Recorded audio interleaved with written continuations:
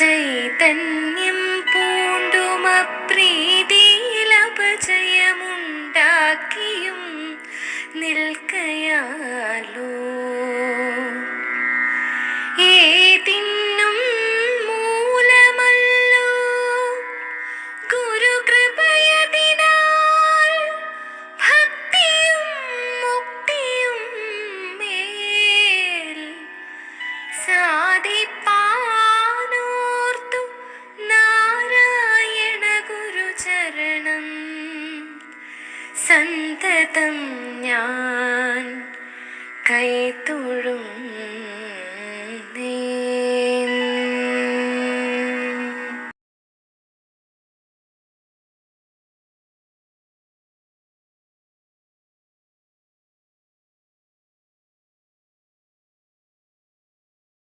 ാണ് ഭഗവാൻ ശ്രീനാരായണ ഗുരുദേവൻ എന്ന ഉറച്ച മനസ്സോടുകൂടി പറയാനുള്ള ഒരു ആർജവം എല്ലാവരിലും ഉണ്ടാകണം. ഇത് ഒരിക്കലും മറക്കരുത്. അവിടെ ചെന്ന് ആരും സംശയരൂപേണ ആരും ഒരു ഉത്തരം ഇനി പറയരുത്. കാരണം 20ാമത് സത്സംഗത്തിലേക്കാണ് നമ്മൾ കടക്കുന്നത്, നമ്മുടെ ശാഖ.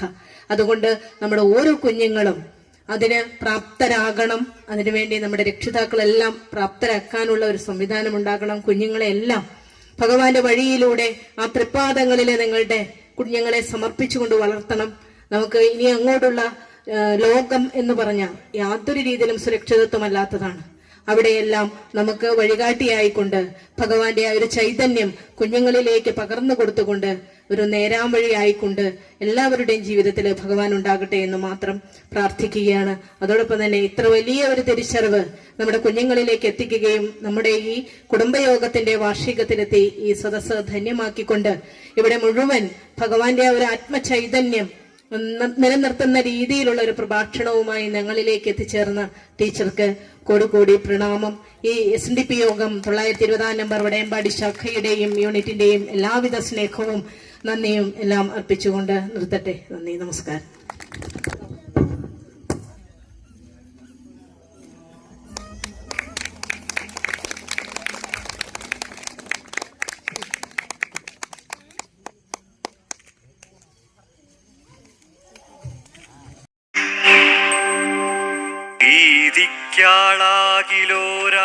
അഖില മഹിമയും ഭൂതിയും നൽകുമേതോ ചൈതന്യം പൂണ്ടുമപ്രീതിയിൽ അപജയമുണ്ടാക്കിയും നിൽക്കയാലോ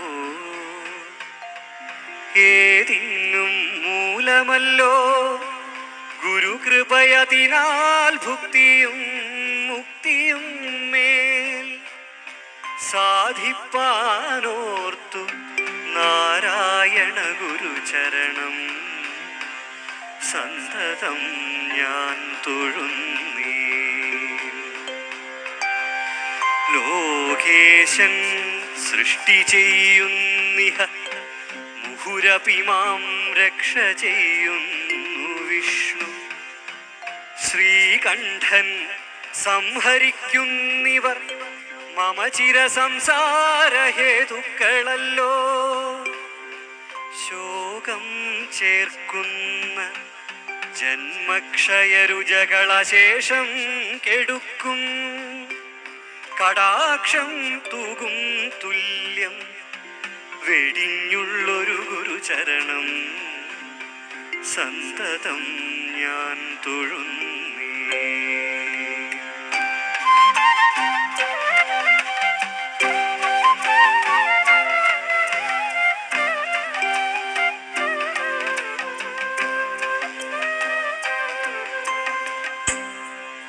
മാതാവെപ്പോൽ മനസ്സിൽ കരുണ ജനകരെ പോലവേ ക്ഷേമചിന്ത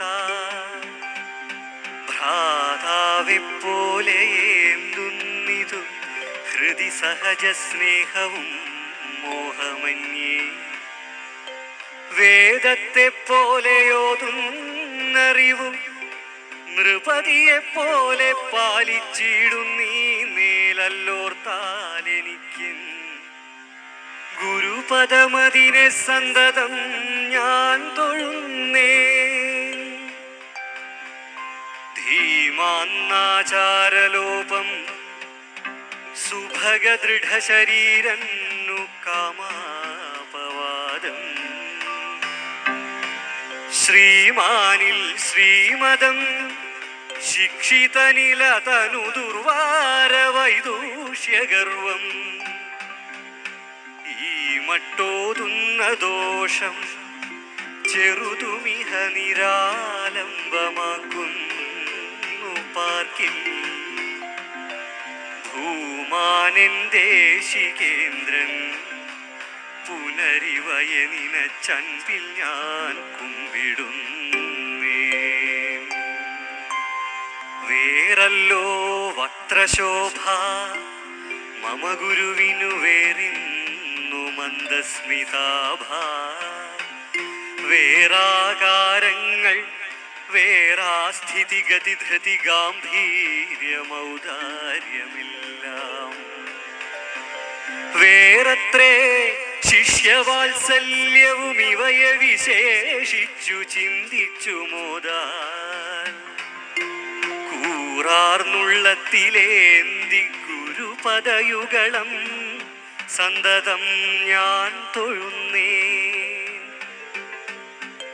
വിദ്വാൻ വിദ്വജ്ജനങ്ങൾ കലസനലസരായുള്ളോർക്കുമജ്ഞർക്കുമജ്ഞൻ വൃദ്ധന്മാർക്കൊക്കെ വൃദ്ധൻ ബഹുവിലസിതമായി ഹന്ത ബാലർക്കു ബാലൻ സദ്യോഗീന്ദ്രേർക്കു യോഗീശ്വരനഥ സകല ജ്ഞാനിനാം ജ്ഞാനിവാര്യൻ. സിദ്ധിച്ചല്ലോ എനിക്കിങ്ങനെ ഗുരുവരനിൻ അൻപിൽ ഞാൻ കുമ്പിടുന്നേ.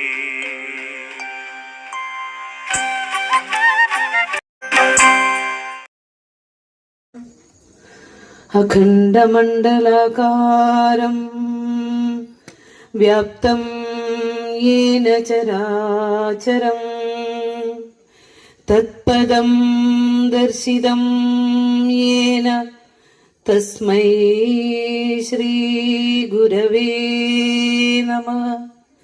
ഓം ശ്രീനാരായണ പരമഗുരവേ നമഃ. മഹാഗുരുവിന്റെ പാദാരവിന്ദങ്ങളിൽ ശതകോടി പ്രണാമങ്ങൾ അർപ്പിക്കുന്നു. ഈ വേദിയിലും സദസ്സിലും ഉപവിഷ്ടരായിരിക്കുന്ന സജ്ജനങ്ങളെ, SNDP യോഗം ശാഖ നമ്പർ 920 വടയമ്പാടി ശ്രീനാരായണ കുടുംബ ക്ഷേമനിധി പരിയാരം യൂണിറ്റിന്റെ 27ാമത് വാർഷിക പൊതുയോഗമാണ് നടന്നുകൊണ്ടിരിക്കുന്നത്. ഈ ശാഖയെ നയിച്ചുകൊണ്ടിരിക്കുന്ന ശാഖയുടെ പ്രസിഡന്റ്, വൈസ് പ്രസിഡന്റ്, സെക്രട്ടറി, അതുപോലെ തന്നെ ഈ കുടുംബ യൂണിറ്റിനെ നയിക്കുന്ന കുടുംബ യൂണിറ്റിന്റെ കൺവീനർ, മറ്റു ഭാരവാഹികളെ, കുന്നത്തുനാട് യൂണിയൻ, സർവോപരി നമ്മളെ നയിച്ചുകൊണ്ടിരിക്കുന്ന കുന്നത്തുനാട് യൂണിയന്റെ ശ്രീ അനിൽ സാർ തുടങ്ങി എല്ലാ മറ്റു പോഷക സംഘടനാ ഭാരവാഹികളെ എല്ലാവർക്കും വിനീതമായ നമസ്കാരം. ഞാനിവിടെ എന്ത് വിഷയം സംസാരിക്കണം, ഇതിന്റെ 4ാമത്തെ വേദിയാണ് ഇന്ന്. ഇരിക്കുമ്പോഴാണ് അനിൽ സാർ ഒരു ചോദ്യം ചോദിച്ചു. അപ്പൊ അവിടെ നിന്ന് തന്നെ തുടങ്ങാമെന്ന് കരുതുകയാണ്. ശ്രീനാരായണ ഗുരുദേവൻ ആരാന്ന് ചോദിച്ചപ്പോ പെട്ടെന്ന് ഒറ്റയടിക്ക് ഉത്തരം പറയാനാവാതെ ഒന്ന് പരിങ്ങി. അപ്പൊ നമുക്ക് അവിടെ നിന്ന് തന്നെ നമ്മുടെ സംശയം തീർത്തിട്ട് പോകേണ്ടതുണ്ട്. അപ്പൊ നമ്മൾ ഇരിക്കുന്നത് ശ്രീനാരായണ ധർമ്മ പരിപാലന യോഗം എന്ന ഈ പ്രപഞ്ചത്തിന്റെ ജഗദീശ്വര ശക്തി ഒരു ഗുരുഭാവം പൂണ്ട് ഈ ലോകത്തേക്ക് അവതരിച്ച ശ്രീനാരായണ ഗുരുദേവൻ എന്ന പരബ്രഹ്മ സ്വരൂപന്റെ തൃക്കരങ്ങൾ കൊണ്ട് കയ്യൊപ്പിട്ട ഒരു മഹത്തായ സംഘടനയിലാണ് നാം ഇന്നിരിക്കുന്നത്. SNDP യോഗം, ശ്രീനാരായണ ധർമ്മ പരിപാലന യോഗം, ശ്രീനാരായണ ധർമ്മ സംഘം, 2 സംഘടനകൾ ഗുരു നമുക്ക് സ്ഥാപിച്ചു തന്നു. മക്കൾ ശ്രദ്ധിക്കണം കേട്ടോ. അതിൽ രണ്ടിലും ചേർത്ത് വെച്ചേക്കുന്ന ഒരു പദമാണ് ധർമ്മം. ശ്രീനാരായണ ഗുരുദേവന്റെ ധർമ്മത്തെ പരിപാലനം ചെയ്യുന്ന യോഗം കൂട്ടായ്മയായത്. അപ്പൊ ഞാൻ ചോദിച്ചോട്ടെ, എന്താ ശ്രീനാരായണ ഗുരുദേവന്റെ ധർമ്മം? മിണ്ടാതിരിക്കാൻ പാടില്ല. നമ്മുടെ ഇപ്പൊ 27ാമത് വാർഷികമാണ്. ധർമ്മം എന്ന പദം നിങ്ങൾ നന്നായി മനസ്സിലേക്ക് എടുത്തു വയ്ക്കുക കേട്ടോ. ധർമ്മത്തെ പരിപാലിക്കുന്ന കൂട്ടായ്മയാണെങ്കിൽ ധർമ്മം എന്ന പദത്തിനർത്ഥം ഈ പ്രപഞ്ചത്തെ ആകെ നിലനിർത്തുന്ന ജഗദീശ്വര ശക്തി, ഒരു പുല്ലിലും പുഴുവിലും പ്രാണിയിലും നമ്മളിൽ ഓരോരുത്തരും ഇരുന്ന് പ്രകാശിക്കുന്ന ആ ജഗദീശ്വര ശക്തി, ഈ പ്രപഞ്ചത്തെ ആകെ ചേർത്ത് കോർത്ത് നിർത്തുന്ന ജഗദീശ്വര ശക്തിക്കാണ് ധർമ്മം എന്ന് പറയാ. ആ ധർമ്മം പലതാണോ ഏകമാണോ? ഒരേ ഒരു ഈശ്വരനാണ് എല്ലാവരിലും പ്രകാശിക്കുന്ന പൊരുൾ എങ്കിൽ അത് അദ്വൈതമാണ്, ഏകമാണ്. അതിനെയാണ് പരിപാലിക്കേണ്ടത്. അനേകമില്ല, ഒന്നേ ഉള്ളൂ. അപ്പൊ ഗുരു വിഭാവനം ചെയ്യുന്ന ധർമ്മം എന്ന വാക്കിനർത്ഥം അദ്വൈതം എന്നർത്ഥം. ഏകം, ഏകതയാണ്, ഏകലോക ദർശനമാണ് ഗുരുവിന്റെ ദർശനം, അല്ലെ? അപ്പൊ എന്താ ധർമ്മത്തിന്റെ അർത്ഥം? അദ്വൈതം എന്ന് പറഞ്ഞ എന്താ? രണ്ടില്ല, ഒന്നേ ഉള്ളൂ. നീയും അവനും എല്ലാവരും ഒരേ ഈശ്വര സത്തയുടെ ഭാവപ്രകടനങ്ങളാണെന്ന് ഗുരു നമ്മെ പഠിപ്പിച്ചു. ഇനി നമ്മളിപ്പോ 27ാമത് വാർഷികമാണ് ആഘോഷിക്കുന്നത്.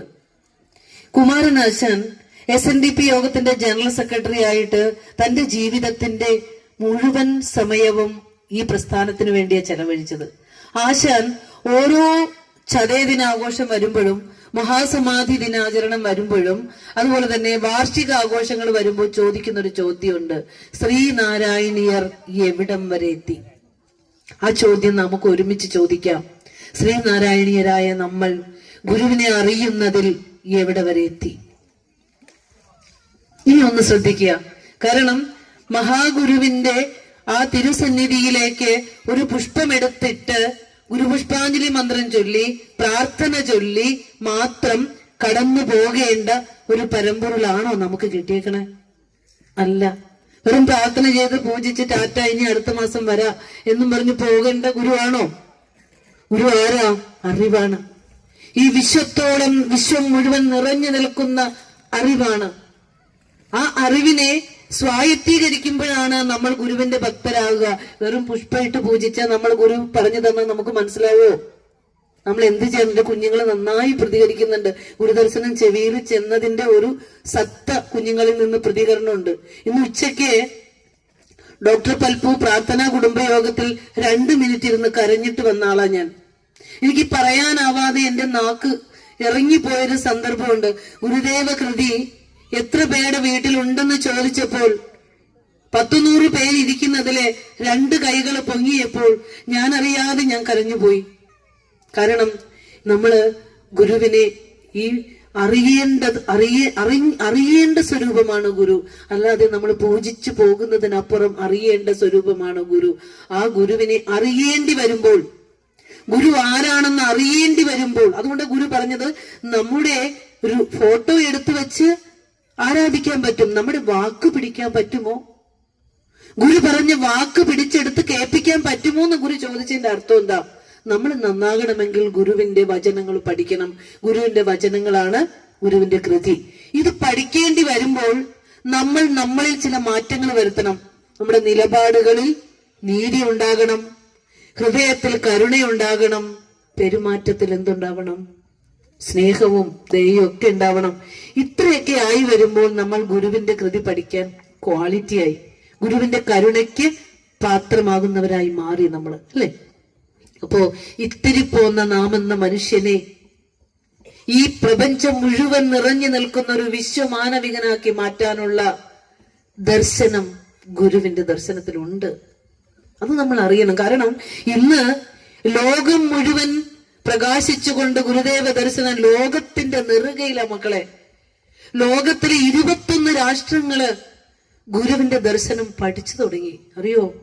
ഈ മലയാളക്കരയിൽ ഇരുന്ന് നമ്മള് ഗുരുവിന്റെ കൃതി കയ്യിലുണ്ടോ എന്ന് ചോദിച്ചപ്പോ അങ്ങോട്ടും ഇങ്ങോട്ടും നോക്കുക. നമ്മളെ ഗുരുവിന്റെ ദർശനം പഠിപ്പിക്കാൻ ഓസ്ട്രേലിയയിൽ നിന്നും ജർമ്മനിയിൽ നിന്നും ഇറ്റലിയിൽ നിന്നൊക്കെ വിദേശികൾ വരുന്ന കാലം വിദൂരമല്ല. കാരണം അവരൊക്കെ ഗുരുവിനെ പഠിക്കാൻ തുടങ്ങിയിട്ടുണ്ട്. നമുക്കറിയാം 2024 സർവമത സമ്മേളനത്തിന്റെ വാർഷികം നടന്നപ്പോഴ് വത്തിക്കാനിലെ ആഗോള ക്രൈസ്തവ സഭയുടെ ആസ്ഥാനമായ വത്തിക്കാനിൽ ഇറ്റാലിയൻ ഭാഷയിലേക്ക് തർജ്ജമ ചെയ്ത് ഗുരുവിന്റെ ദൈവദശകം മുഴങ്ങി കേട്ടു.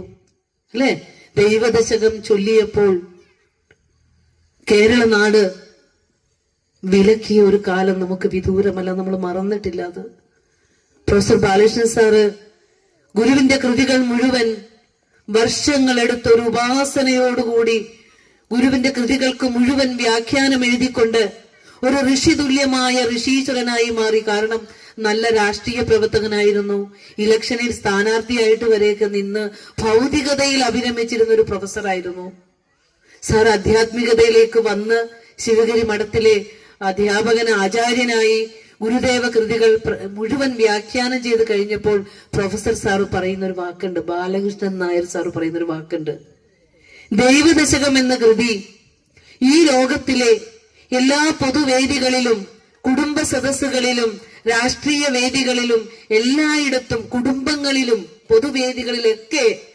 പാരായണം ചെയ്യുമെങ്കിൽ, പഠിക്കുമെങ്കിൽ ഈ ലോകത്തിന് അഭൂതപൂർവമായ മാറ്റമുണ്ടാകും.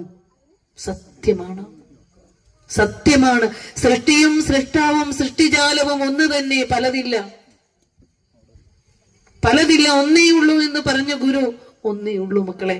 കാരണം 1914 മുതൽ 18 വരെയുള്ള കാലഘട്ടം ഫസ്റ്റ് വേൾഡ് വാർ നമ്മൾ പഠിച്ചില്ലേ? ഒന്നാം ലോക മഹായുദ്ധം നമ്മൾ ചരിത്രത്തിൽ പഠിച്ചില്ലേ? 1914 മുതൽ 18 വരെയുള്ള കാലഘട്ടം ഒന്നാം ലോക മഹായുദ്ധ കാലാണ്.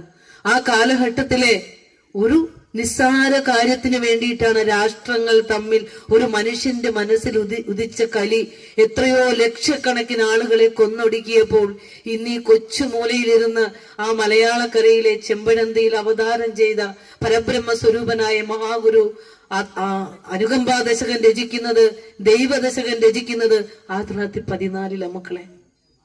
1914 ഒരു ദിവസം ആ ഒന്നാം ലോക മഹായുദ്ധത്തിൽ 90 ലക്ഷം ആളുകളും സാധാരണ മനുഷ്യരും 70 ലക്ഷം പടയാളികളും കൊല്ലപ്പെട്ടപ്പോൾ മനുഷ്യ ജീവന് ഒരു വിലയില്ലാതെ വന്നപ്പോൾ ഗുരു പറഞ്ഞു, ഒരു പീഡ എറുമ്പിനും വരുത്തരുതെന്നുള്ള അനുകമ്പയും സദാ കരുണാകര നൽകുകുള്ളിൽ നിൻ തിരുമേയ് വിട്ടകലാത ചിന്തയും. ലോകത്തോട് പറഞ്ഞതാ, ഞാൻ നടന്നു പോകുന്ന വഴിയിൽ ഒരു ഉറുമ്പിന് പോലും വേദന ഏൽക്കരുതെന്നോതി ഗുരുദേവൻ. അല്ലെ, അപ്പോ ഒരു കുഞ്ഞുറുമ്പിന് പോലും ഞാൻ അറിയാതെ പോലും ഒരു വേദന ഏൽക്കരുത് എന്നും, അത്തരത്തിൽ എന്റെ ഉള്ളം കരുണ കൊണ്ടും ദയ കൊണ്ടും നിറയണമെങ്കിൽ കരുണാകരനായ ഈശ്വര നിന്റെ ചിന്ത എന്നിൽ നിന്നും വിട്ടുപോകരുത്. നമ്മുടെ ഉള്ളിൽ നിന്ന് എപ്പോഴാണോ ഈശ്വര വെളിച്ചം കെട്ടുപോകുന്നത്, ആ നമ്മുടെ ഉള്ളിൽ കൊളുത്തി വെച്ചിരിക്കുന്ന ഈശ്വരനെ എന്നാണോ നമ്മൾ അറിയാതിരിക്കുന്നത്, അന്ന് മനുഷ്യ മനസ്സുകൾ ഇരുട്ടിലാർന്നിരിക്കും. അതുകൊണ്ട് എപ്പോഴും ഈശ്വര ചിന്ത ഉണ്ടാകണം. ഇനി ഒരു കാര്യം ചോദിച്ചോട്ടെ, ഈ ഈശ്വരൻ എവിടെ ഇരിക്കുന്ന ഈശ്വരനാ? പുറത്തെവിടെയെങ്കിലും ഇരിക്കുന്ന ഈശ്വരനെ അല്ല ഗുരു പറഞ്ഞത്. അവിടെയാണോ ഗുരുവിന്റെ ദർശനം? ലോകത്തിന്റെ നെറുകയിൽ നിൽക്കുന്നത് അവിടെയാ, നമ്മളിലിരുന്ന് പ്രകാശിക്കുന്നു. അല്ലെ, എന്റെ കുഞ്ഞുമക്കള് നെഞ്ചത്ത് കൈ തൊടുക അത് പറഞ്ഞപ്പോ. അതായത് വേറെ എവിടെയെങ്കിലും ഒരു കൃപാസനങ്ങളിലും ഇരിക്കുന്ന ദൈവത്തെ ഓർക്കാനല്ല പറഞ്ഞത്. ഒരു നമ്മളോട് പറഞ്ഞത്, ഉലകരുറങ്ങിയുണർന്നു ചിന്ത ചെയ്യും പലതും ഇതൊക്കെയും ഉറ്റു പാർത്തു നിൽക്കും വിലമതിയാതെ വിളക്കുതിക്കയും പിൻ പൊലികയുമില്ലിതു കണ്ടുപോയിടേണം. ജന്മം നൽകിയപ്പോഴേ പഞ്ചഭൂതങ്ങളെ ചേർത്ത് വെച്ച് ശരീരം ഉണ്ടാക്കിയപ്പോൾ അതിനകത്ത് ഈശ്വരൻ കൊളുത്തി വെച്ച ഒരു വിളക്കുണ്ട്. ആ വിളക്കുള്ള എരിയുന്നത് കൊണ്ടാണ് നമുക്ക് ഉണ്ണാനും ഉറങ്ങാനും കളിക്കാനും പുളയ്ക്കാനും ഒക്കെ സാധിക്കുന്നത് എന്ന് അറിയണം. അത് കെട്ടുപോയാൽ എപ്പോഴാ ഡെഡ് ബോഡി കൊണ്ടുവരണെന്ന് ചോദിക്കും അല്ലെ. വിളറി വെളുത്ത് നമ്മളിങ്ങനെ കിടക്കും, കണ്ടാൽ പോലും പേടിയാവും. അപ്പൊ നമ്മുടെ ശരീരത്തെ ചൈതന്യവത്താക്കി വെക്കുന്ന ആ ആത്മസ്വരൂപം ആർക്കും കെടുത്താനാവാത്ത വിളക്കിരുന്ന് എരിയുന്നുണ്ടെന്നും അതിനെ എന്നും ഓർക്കണമെന്നാ പറഞ്ഞത്, പുറത്തെങ്ങും ഓടി നടക്കാനല്ല പറഞ്ഞത്. എന്നിട്ട് ഗുരു പറയുകയാണ്, ഒരു പുതിയ മന്ത്രം നമുക്ക് ജപിക്കാൻ തോന്നുന്നു. ഈ കുടുംബ യൂണിറ്റിന്റെ പ്രഭാഷണത്തിൽ നിന്ന് എന്റെ മക്കൾ എടുക്കേണ്ട 9 അക്ഷരമുള്ള ഒരു മന്ത്രം നിരന്തരം ജപിക്കാൻ പറഞ്ഞു. ഒരു മനോമാലിന്യങ്ങളും നമ്മളെ തീണ്ടുകയില്ല, ഒരു ദുഷ്ടശക്തിക്ക് നമ്മളെ അകറ്റിക്കൊണ്ടു പോകാൻ പറ്റില്ല. മാത്രമല്ല, നമ്മൾ നടക്കുന്ന വേളയിൽ പ്രകാശം ചൊരിഞ്ഞുകൊണ്ടേയിരിക്കും.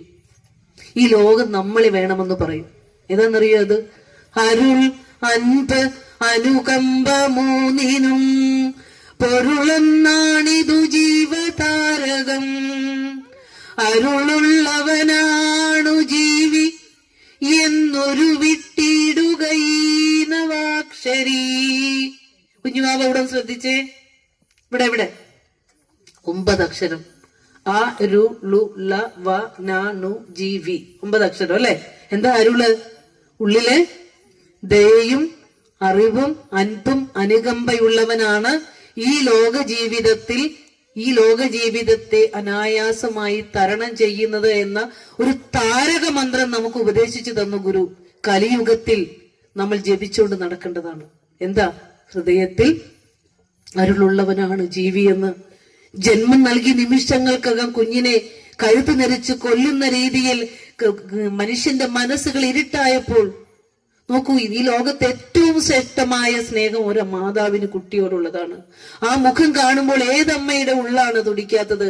പക്ഷെ ഇന്നത്തെ കലിയുഗത്തിലെ പത്രം നമ്മുടെ മക്കളെ കാണിക്കാൻ പറ്റില്ല, വാർത്തകൾ നമ്മുടെ മക്കളെ കാണിക്കാൻ പറ്റില്ല. മനുഷ്യ ഹൃദയങ്ങൾ ഇരുളാർന്നപ്പോൾ കലിയുഗത്തിന്റെ കാലധർമ്മം എന്താണെന്ന് അരുളി ചെയ്തുകൊണ്ട്, എന്താണ് ഒരു മനുഷ്യൻ, എങ്ങനെയാണ് കലിയുഗത്തിൽ ജീവിക്കേണ്ടത് എന്ന് ഗുരു നമുക്ക് കൃതികളിലൂടെയും ശ്രീനാരായണ ധർമ്മത്തിലൂടെയൊക്കെ പറഞ്ഞു തന്നു. അപ്പൊ ഗുരു പറയാണ്, അരുളുള്ളവനാണ് ജീവി എന്ന് ഉരുവിട്ടുകൊണ്ട് നടക്കുക 9 അക്ഷരമുള്ള മന്ത്രം. ഓം നമോ നാരായണായ എന്നും, ഓം നമോ ഭഗവതേ വാസുദേവ എന്നും, ഓം നമശിവായ എന്നും, അമ്മേ നാരായണ എന്നൊക്കെ കുറെ ജപിച്ചില്ലേ?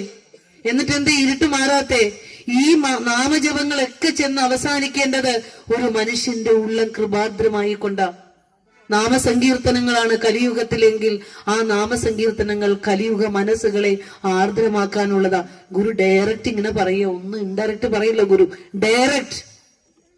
ഞാൻ എപ്പോഴും പറയും, മാളയിലെ പ്രഭാഷണം കഴിഞ്ഞപ്പോൾ അവിടെ കൂടിയിരുന്ന അമ്മമാര് പറയുക, ടീച്ചറെ ഞങ്ങൾ ഇനി ജപിക്കാൻ പോകുന്നത് ഈ 9 അക്ഷരമുള്ള മന്ത്രമാണ്.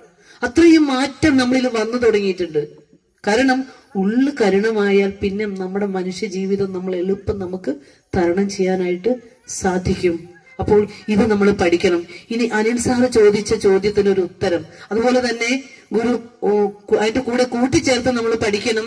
ആദ്യത്തെ പ്രതിഷ്ഠ ഏത് വർഷം മക്കളെ? ഗുരുവിന്റെ ആദ്യത്തെ പ്രതിഷ്ഠ അരുവിപ്പുറം പ്രതിഷ്ഠ. എളുപ്പത്തിൽ ഒരിക്കലും മറക്കാത്ത രീതിയിൽ ടീച്ചർ പറഞ്ഞു തരട്ടെ, 1 3 8 1888. മറന്നു പോകോ? ഇനി ഒരിക്കലും മറക്കില്ലല്ലോ. അരുവിപ്പുറം പ്രതിഷ്ഠയുടെ വർഷം എന്നാ 3 8 1 അല്ലെ? അരുവിപ്പുറം പ്രതിഷ്ഠയില് ആരെയാ ഗുരു നമുക്ക് തന്നത്? ശിവനെ പ്രതിഷ്ഠിച്ചു തന്നു അല്ലെ? അത് തുടങ്ങി അവിടുന്ന് തുടങ്ങി അങ്ങോട്ട് നിരവധി ക്ഷേത്രങ്ങളിൽ ഗുരു വിഗ്രഹങ്ങൾ പ്രതിഷ്ഠിച്ചു തന്നു. ഓരോ സ്ഥലത്തെ ആളുകൾ എനിക്ക് ശിവൻ മതി, എനിക്ക് സുബ്രഹ്മണ്യം മതി, എനിക്ക് ദേവി മതി എന്നൊക്കെ ചോദിച്ചവർക്ക് അവരവരുടെ ഇഷ്ടമനുസരിച്ചുള്ള മൂർത്തികളെ കൊടുത്തപ്പോഴും ഗുരു പറഞ്ഞു, ഓരോ മൂർത്തികളും പരബ്രഹ്മത്തിന്റെ പ്രതീകമാണ്, ഈ മൂർത്തിയെ നീ കടക്കണം എന്ന് പറഞ്ഞു. അതിനെക്കുറിച്ച് ഞാൻ പറയാം. എന്നിട്ട് ഈ പ്രതിഷ്ഠ പോയി വന്നിടയിലെ മുരിക്കുംപുഴ കാളകണ്ഠേശ്വരം എന്ന് പറഞ്ഞ ക്ഷേത്രമുണ്ട്. മക്കളെ മറക്കരുത്. അടുത്ത തലമുറയില് വളർന്നു വരേണ്ട ഗുരുവിനെ പറയേണ്ട മക്കളാ. അപ്പൊ പ്രഭാഷകർ വരെ ഇതിന്റെ കൂടെ ഉണ്ടെന്നാ ടീച്ചർ പറഞ്ഞത്. വളരെ ഗ്രേറ്റ് ആണ് ഇവിടം. കാരണം നമുക്ക് സംസാരിക്കുമ്പോ മുഖം നോക്കുമ്പോ തന്നെ അറിയാൻ പറ്റുന്നുണ്ട്. അപ്പൊ പറഞ്ഞേ, മുരിക്കുംപുഴ കാളകണ്ഠേശ്വരത്ത് എത്തിയപ്പോൾ ഗുരു എന്താ പ്രതീക്ഷിച്ചെന്നറിയോ? ഒരു വിഗ്രഹം കൊടുത്തില്ല. സത്യം, ധർമ്മം, ദയ, ശാന്തി. ഈശ്വരാരാധന കൊണ്ട് ഒരു മനുഷ്യൻ നേടേണ്ടത് സത്യയുക്തമായ ജീവിതം. ആര് സത്യം വെടിഞ്ഞിവിടെ ജീവിച്ചിട്ടുണ്ടോ അവരൊക്കെ അഴിക്കുള്ളിലായിട്ടുള്ള ചരിത്രമുണ്ട്. ഇന്നല്ലെങ്കിൽ നാളെ, ഒരു സംശയവും ഇല്ല. ധർമ്മം ജയിക്കുന്നു, പറഞ്ഞേ, സത്യം ജയിക്കുന്നിങ്ങു സർവദാ, അധർമ്മവും ജയിക്കുന്നില്ല, അസത്യവും ഒരിക്കലും. അപ്പോ സത്യം, ധർമ്മം, ധർമ്മത്തിന് ടീച്ചർ വിശദീകരിച്ച് തന്നതാ. ദയ, ശാന്തി, ഈ 4 ഗുണങ്ങൾ ഒരു മനുഷ്യന് വന്നു ചേരുന്നതിന് ആ ഗുണങ്ങളെ ഉപാസിക്കാൻ പറഞ്ഞു തന്ന ഗുരു എവിടെ കിട്ടും മക്കളെ? സത്യത്തെ സത്യമാണു ദൈവമെന്നും, നീതിയാണു ദൈവമെന്നും, ധർമ്മമാണു ദൈവമെന്നും തോന്നണമേ. ഇത് തോന്നുമ്പോ എങ്ങനെയാ മക്കളെ തോളത്ത് കൈയിട്ട് കൊണ്ട് നടക്കുന്ന കൂട്ടുകാരനെ കുത്തിക്കൊല്ലാൻ തോന്നുന്നത്? എങ്ങനെയാണ് അരും കൊലകൾ നടത്താൻ തോന്നുന്നത്? എങ്ങനെയാണ് ലഹരിക്ക് അടിമപ്പെട്ട് ഈ മനോഹരമായ ജീവിതത്തെ നമുക്ക് നശിപ്പിക്കാൻ സാധിക്കുന്നത്? അപ്പോ ഏറ്റവും ഏറ്റവും ശ്രേഷ്ഠമായ ദർശനമാണ് മഹാഗുരുവിന്റെ ദർശനം. അതിനുശേഷം ഗുരു തൃശൂർ കാരമൊക്കെ എത്തിയപ്പോ പ്രതീക്ഷിച്ചു തന്നു വിളക്ക്, തിരി. 3 കവരയുള്ള വിളക്കില് എണ്ണയൊഴിച്ച് തിരി നാളം തെളിയിച്ചിട്ട് പറഞ്ഞു, ഇരുട്ട് പോട്ടെ, വെളിച്ചം വരട്ടെ. ഇരുട്ടിനെ മാറ്റാനായിട്ട് ഈ കലിയുഗത്തിലേക്ക് അവതരിച്ച ഋഷീശ്വരനാണ് ശ്രീനാരായണ ഗുരുദേവൻ. ഇനി ഇവിടെ അനിൽ സാറ് ചോദിച്ചു, നിങ്ങളോട് ചോദിച്ചപ്പോ നമുക്കൊരു ഡൗട്ട് വന്നു. ആ ഡൗട്ട് നമുക്ക് ഇന്ന് ഇവിടെ ക്ലിയർ ചെയ്യണം. ഗുരു ആരാണ്, മറ്റു ദൈവങ്ങൾ ആരാണെന്നൊരു ചോദ്യം ചോദിച്ചു അല്ലെ? അതിന് ടീച്ചർ സമയമാകുമ്പോ എന്നൊന്ന് ഓർമ്മിപ്പിച്ചേക്കണേ. അപ്പൊ ഒന്ന് ശ്രദ്ധിച്ചേ. നമുക്ക് എല്ലാവർക്കും ഉള്ള സംശയം, നമ്മുടെ പൂജാമുറി, നിങ്ങളിപ്പോ നല്ല ഗുരുഭക്തരായിട്ടിരിക്കുന്നു. നമ്മുടെ വീടുകളിലേക്ക് ഒന്ന് ചെല്ലുമ്പോൾ നമുക്ക് കാണാം ഏതെങ്കിലും ഒരു മൂലയ്ക്ക് ഗുരു ഉണ്ടാവും, ബാക്കിയുള്ളിടത്തൊക്കെ ഒത്തിരി മൂർത്തികളൊക്കെ നമ്മൾ വെച്ചിട്ടുണ്ടാവും അല്ലെ? എന്താണ് ആ മൂർത്തികളും ഗുരുവും തമ്മിലുള്ള വ്യത്യാസം എന്ന് നമുക്കൊന്ന് പഠിക്കണ്ടേ? ചങ്കൂറ്റത്തോടെ പറയണ്ടേ? ഗുരു സാക്ഷാത് പരബ്രഹ്മം എന്ന് പറയണ്ടേ? അതിന് ഞാൻ നിങ്ങളെ ആദ്യം കുളത്തൂരേക്ക് കൊണ്ടുപോണത്. കുളത്തൂര്, കോലത്തുകര, ഗുരു അരുവപ്പുറം പ്രതിഷ്ഠ, ശിവപ്രതിഷ്ഠ കഴിഞ്ഞ് 2ാമത് ശിവനെ പ്രതിഷ്ഠിച്ച സ്ഥലമാണ് കുളത്തൂർ കോലത്തുകര ക്ഷേത്രം. അവിടെ അധമാരാധന നടന്നിരുന്ന സ്ഥലമാണ്. അതെല്ലാം മാറ്റി ഗുരു ശിവനെ പ്രതിഷ്ഠിച്ച് തന്നിട്ട് കോലതിരേശ സ്തവം എന്ന ഒരു കൃതി രചിച്ചു, ശിവനെ സ്തുതിച്ചുകൊണ്ട്. അതിലെ ഒത്തിരി കാര്യങ്ങൾ, ഒരു മനുഷ്യന് നേടേണ്ട കാര്യങ്ങളെല്ലാം ഇങ്ങനെ പ്രാർത്ഥിച്ച് പ്രാർത്ഥിച്ച് പ്രാർത്ഥിച്ച് അവസാനം അവരോട് പറയാ, ദാതാവിനും മാധവനും കൂടിയമേയം വീതാവിധി നിൻ വൈഭവം ആരാണുര ചെയ്വാൻ, ഏതാനും ഇവനുള്ള അഭിലാഷങ്ങൾ പറഞ്ഞേൻ, കോലത്തുകര കോവിലിൽ വാഴും ഭഗവാനെ. ഭഗവാൻ പ്രതിഷ്ഠിച്ച് വെച്ചിരിക്കുന്ന ആ പരബ്രഹ്മത്തെ, ശിവനെ വെച്ചിട്ട് പരബ്രഹ്മമാണെന്ന് പറഞ്ഞ് ഗുരുവിന്റെ സ്വാത്മപ്രതിഷ്ഠ നടത്തിയ ആ സ്ഥലത്തുനിന്ന് ഈശ്വരനെ തേടി ഓടുമ്പോൾ ഗുരു പറഞ്ഞു, ദാതാവ്, പ്രപഞ്ച സൃഷ്ടാവായ ആ പരബ്രഹ്മത്തിനും ബ്രഹ്മാവിനും, അതുപോലെ തന്നെ മാധവൻ, വിഷ്ണു, കൃഷ്ണൻ എന്നൊക്കെ നമ്മൾ പറയില്ലേ, ആ ബ്രഹ്മാവും മാധവനും പോലും എത്തിച്ചേരാത്ത, അവര് ധ്യാനിക്കുന്നത് ആ പരമ്പൊരുളിനെയാ, അവര് പോലും പ്രാപിക്കാത്ത ആ പരബ്രഹ്മത്തെയാണ് ഇവിടെ വെച്ചേക്കണെന്ന് പറഞ്ഞിട്ട് നമുക്ക് മനസ്സിലായില്ല. ഇതിവിടെ വെച്ചിട്ടേ കയ്യിൽ കൽപ്പക വൃക്ഷക്കനി വെച്ചിട്ട് കാലെണ്ണ തെണ്ടിക്കൊണ്ട് നടക്കുക. രത്നം നിറച്ച വീഞ്ഞപ്പെട്ടിയുടെ മുകളിൽ ഇരുന്നിട്ട് കാലെണയും തെണ്ടാൻ നടക്കുന്ന നമ്മളുടെ അറിവില്ലായ്മ മാറണം. ബ്രഹ്മാവും വിഷ്ണു പോലും തിരയുന്ന ആ പരബ്രഹ്മത്തെയാണ് ഇവിടെ വെച്ചത്. ഏത് ഈശ്വര പ്രാർത്ഥനയുടെയും ലക്ഷ്യം അങ്ങയുടെ പരമപദം പ്രാപിക്കലാണ്. അതിനെ തന്നെ ഗുരു തന്നു. ഇനി അതിനെ കാളി നാടകത്തിലൂടെ ഗുരു മറ്റൊരു രീതി നമുക്ക് പറഞ്ഞു തന്നു. മഹാദേവനും ബ്രഹ്മനും മുൻപരായൂരഹോ മായയിൽ പെട്ടിരിക്കുന്നു ചിത്രം, മഹാത്മാക്കളായുള്ളവർക്കും നിനച്ചാൽ മഹാമായ നിൻവൈഭവം ഇന്ദ്രണ്യം. പഠിക്കണം കേട്ടോ. ഇത് നമ്മൾ മായ ചോദിച്ചുകൊണ്ട് കിടക്കുക കൂടുതൽ ഇനി ഈ ലോക ജീവിതത്തിൽ എന്നെ ഇട്ട് ഉയരുന്ന ഭൗതിക സുഖഭോഗങ്ങളും ചോദിച്ചുകൊണ്ട് സഗുണമൂർത്തികളുടെ മുൻപിലേക്ക് ചെല്ലുമ്പോൾ ഈ കൃഷ്ണനൊക്കെ ഒരു അച്ഛനും അമ്മയ്ക്കും ജനിച്ചതല്ലേ, കല്യാണം കഴിച്ചതല്ലേ, എന്നിട്ട് എന്താണ് അത് ദൈവമാണെന്ന് ചോദിക്കുമ്പോൾ ഒരു സംശയമില്ലല്ലോ പറയാൻ, ഇല്ലല്ലോ. ശിവനും കല്യാണമൊക്കെ കഴിച്ച് ഭാര്യയും മക്കളൊക്കെ ഉണ്ടല്ലേ, ഉണ്ട്. സുബ്രഹ്മണ്യ ഭഗവാനും ഉണ്ട്. അവരൊക്കെ എന്താ ആരാധന ചെയ്യാത്ത, എന്തെന്ന് ചോദിക്കാത്ത എന്താ? അത് യുഗങ്ങൾക്ക് മുമ്പുള്ള ആരാധനയാണ് അല്ലെ? ഈ കൃഷ്ണന്റെ പടം ആരാ മക്കളെ വരച്ചു വെച്ച്? ഇത്ര മനോഹരമായി ആ പടം നമ്മളെ ആകർഷിച്ചിരിക്കുക, ആ പീലി നമ്മളെ ആകർഷിച്ചു, ആ എന്താ പറയാ ആ മനോഹരമായ കാർവർണ്ണനെ വരച്ചു വെച്ചത് ഒരു ശില്പിയുടെ മനസ്സിൽ നിന്നോ? ചിന്തിക്കാൻ കഴിവില്ല നമുക്ക്. വെറുതെ ഒന്ന് ചിന്തിച്ചേ, ആ പടം വരച്ചത് ഒരു ശില്പിയാണെങ്കിൽ അത് അവന്റെ ഭാവനയാണ്. അവന് കൃഷ്ണനെ കണ്ടിട്ടാണോ വരച്ചേ? കൃഷ്ണന് രൂപമില്ല എന്ന് ഭട്ടതിരിപ്പാട് നാരായണീയത്തെ കുറിച്ച് വെച്ചിട്ടുണ്ട്. സാന്ദ്ര ആനന്ദ അവബോധമാണ്, ബോധമാണ് ഈശ്വരൻ എന്ന് പറഞ്ഞു. അപ്പോൾ ഈ കൃഷ്ണന്റെ സൃഷ്ടി ഒരു ആർട്ടിസ്റ്റിന്റെ സൃഷ്ടിയാണെങ്കിൽ ഒരു കാര്യം ചോദിച്ചാൽ ഉത്തരം പറയോ? ഈ പ്രപഞ്ചത്തിലെ സമസ്ത ചരാചരങ്ങളെയും നിലനിർത്തുന്ന ജഗദീശ്വരനെ ഒരു മനുഷ്യന്റെ രൂപം എങ്ങനെ വന്നു? എങ്ങനെ വന്നു? ചിന്തിച്ചേ, വെറുതെ ചിന്തിച്ചു നോക്കിയേ. ഒരു മൃഗത്തിന്റെ കയ്യിൽ തൂലിക കൊടുത്താൽ അവൻ വരയ്ക്കുന്ന ചിത്രത്തിന് മൃഗത്തിന്റെ രൂപ, ദൈവത്തിന് മൃഗത്തിന്റെ രൂപമായിരിക്കൂലേ? അപ്പൊ ഈ രൂപവും നാമവും അല്ലേ നമ്മളെ ഇങ്ങനെ ഓടിപ്പിക്കുന്നേ, അല്ലേ? എത്ര കൊണ്ട് മനോഹരമായ ഗാനങ്ങൾ പാടാമോ, എത്ര മനോഹരമായി എഴുതാമോ, അതെല്ലാം എഴുതി പ്രാർത്ഥിച്ച് പ്രാർത്ഥിച്ച് നമ്മളെ ഇങ്ങനെ ആ എന്താ പറയാ വിഗ്രഹത്തിലേക്ക് കൂടുതൽ കൂടുതൽ അടുപ്പിച്ച് ഭക്തി വ്യവസായമാക്കി മാറ്റുമ്പോൾ മക്കളെ, ഒരു പരബ്രഹ്മ സ്വരൂപനായ അവതാരമൂർത്തി ചെമ്പഴന്തിയിൽ അവതരിച്ചിട്ട് ഗുരുവിന്റെ ആ യൗവന കാലത്തെ തേജസ്, കൃഷ്ണന്റെ രൂപമൊന്നും അല്ല, അതിനപ്പുറം തേജോമയമായ ഗുരുവിന്റെ ശരീരത്തെ, മുഖത്തെ കുമാരനാശനൊക്കെ വർണ്ണിച്ചിട്ടുണ്ടല്ലേ. നമ്മുടെ മുന്നിൽ യുഗങ്ങൾക്കപ്പുറമുള്ള ആരാധനയല്ല, നമ്മുടെ മുന്നിലൂടെ നടന്നു നീങ്ങിയ ഗുരു.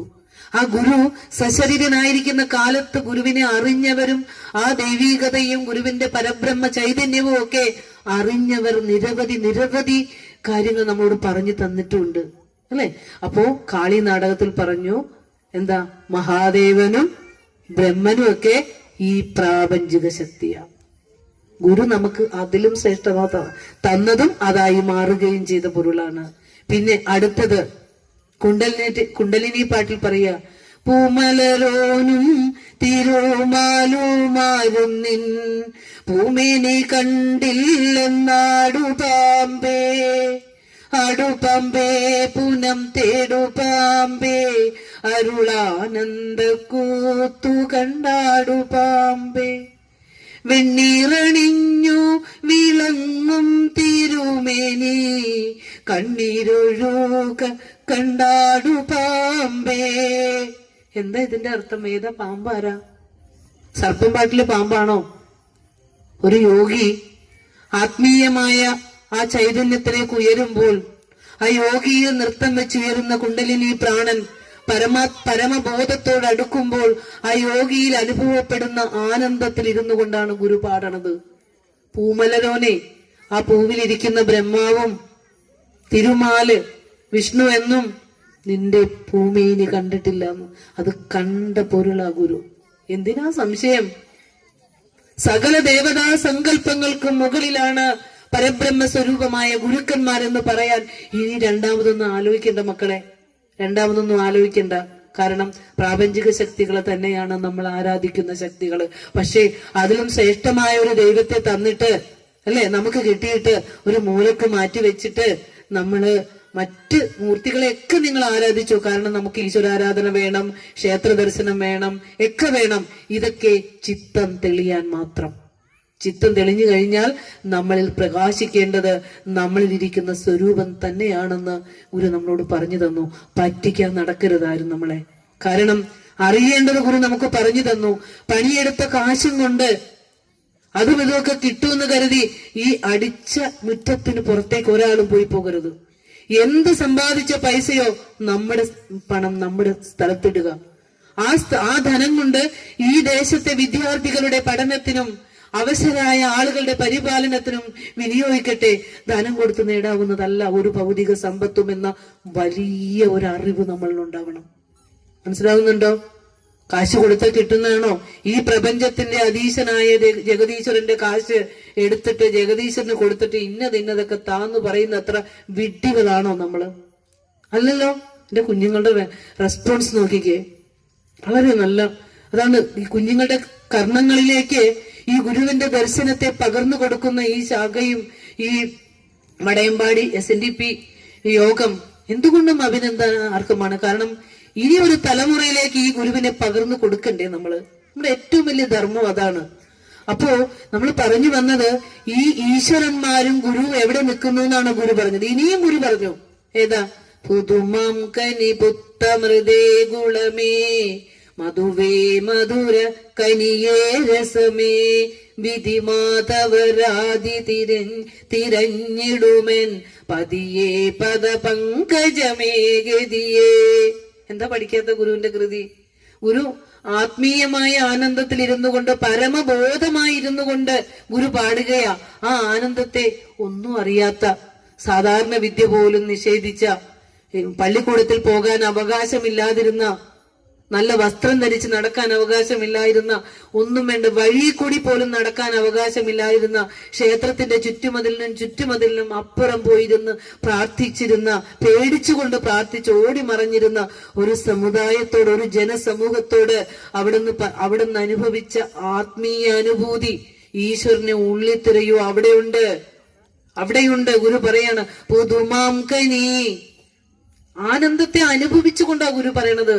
ഇത് നമ്മൾ ഉപയോഗിക്കുന്ന ഏറ്റവും രസമാർന്ന പദാർത്ഥങ്ങൾ എടുത്തു വെച്ച് പരിചയപ്പെടുക. പുത്തൻ മാമ്പഴം, പുത്തമൃത്, മധു, തേന്, രസം, മധുരക്കനി, ഗുളം, ശർക്കര. എന്നിട്ട് പറയാ വിധി മാധവരാതി തിരഞ്ഞിടും. ബ്രഹ്മാവും വിഷ്ണുവൊന്നുമേ ഈ പദത്തെ പ്രാപിച്ചിട്ടില്ല. കൃഷ്ണൻ ദ്വാരകയിൽ പ്രാർത്ഥിച്ചിരുന്ന വിഷ്ണുവിന്റെ വിഗ്രഹമാ ഗുരുവായൂർ വെച്ച് പൂജിക്കുന്നത്, അല്ലേ? അപ്പൊ നമ്മൾ ഇതൊക്കെ ഭക്തി എന്തെന്ന്, ഗുരുവിന്റെ ഭക്തി ദർശനം, ഞാൻ എപ്പോഴും എല്ലാവരോടും പറയുന്ന ഒരു കാര്യമാണ്, ഗുരുവിന്റെ ഭക്തി ദർശനം എടുത്തിട്ട് പഠിക്കാനുള്ള സംവിധാനങ്ങൾ ഉണ്ടാക്കണം. അതാണ് നമ്മൾ വേണ്ടത്. കഴിഞ്ഞ ദിവസമൊക്കെ സ്റ്റാറ്റസ് കണ്ട്, കനിവിൻ കന്യാമറിയമേ, ഒരു ശ്രീനാരായണീയനാണ്, കനിവിൻ കന്യാമറിയമേ നീ തന്ന അനുഗ്രഹങ്ങൾക്ക് നന്ദി നന്ദി. കൃപ ഇരിക്കുന്നത് ഉള്ളിലാണെന്ന് പറഞ്ഞു തന്നൊരു ഗുരുവുണ്ട് നമുക്ക്. അവനവന്റെ ഉള്ളിൽ കൊളുത്തു വെച്ചിരിക്കുന്ന വിളക്കിനെ പരിചയപ്പെടുത്തി തന്ന ഒരു ഗുരുവുണ്ട്. എന്നിട്ടും ഓടാനാണ് വിധിയെങ്കില് നമുക്ക് എന്ത് ചെയ്യാൻ സാധിക്കും? അതുകൊണ്ട് നമ്മള് ജീവിതകാലം മുഴുവൻ അന്ധനായ ഭക്തനായി കഴിഞ്ഞുകൂടാതെ നമ്മുടെ കയ്യിൽ കിട്ടിയിരിക്കുന്ന കൽപ്പക വിഷക്കനിയെ നമ്മൾ സ്വീകരിക്കണം. അതാണ് പറയാനുള്ളത്. അപ്പോ ഗുരു അനുഭവിച്ചുകൊണ്ട് പറയാ, വിധിയും ബ്രഹ്മാവും മാധവനും ഒക്കെ തേടുന്ന പൊരുളിനെ അനുഭവിച്ചുകൊണ്ടാണ് ഗുരു ആടുപാമ്പേ പൂനം തേടുപാമ്പേ അരുളാനന്ദ കൂത്തു കണ്ടാടുപാമ്പേ. അങ്ങനെ പാടുന്ന ഈ ഗുരുക്കന്മാരുണ്ടല്ലോ, പരമബോധത്തിൽ അവരിയ്ക്കുന്നത്, ആത്മാനന്ദത്തിൽ ഇരിക്കുന്നത് കൊണ്ട് ഗുരുവിന്റെ മുമ്പിൽ ആരെങ്കിലും വന്ന് പെട്ടാൽ, ഞാൻ പലയിടങ്ങളിലും പ്രഭാഷണങ്ങളിൽ ചെല്ലുമ്പോ ചിലർ പറയും, ഗുരു ഞങ്ങളുടെ വീട്ടിൽ വന്നിട്ടുണ്ട് ടീച്ചറെ, ഞങ്ങൾക്ക് ഗുരുവിന്റെ കയ്യിൽ നിന്ന് പഴം കിട്ടിയിട്ടുണ്ടെന്ന് ചിലർ പറയും. ചിലർ പറയും കൽക്കണ്ടം കിട്ടിയിട്ടുണ്ട്, മുന്തിരി കിട്ടിയിട്ടുണ്ടെന്ന്.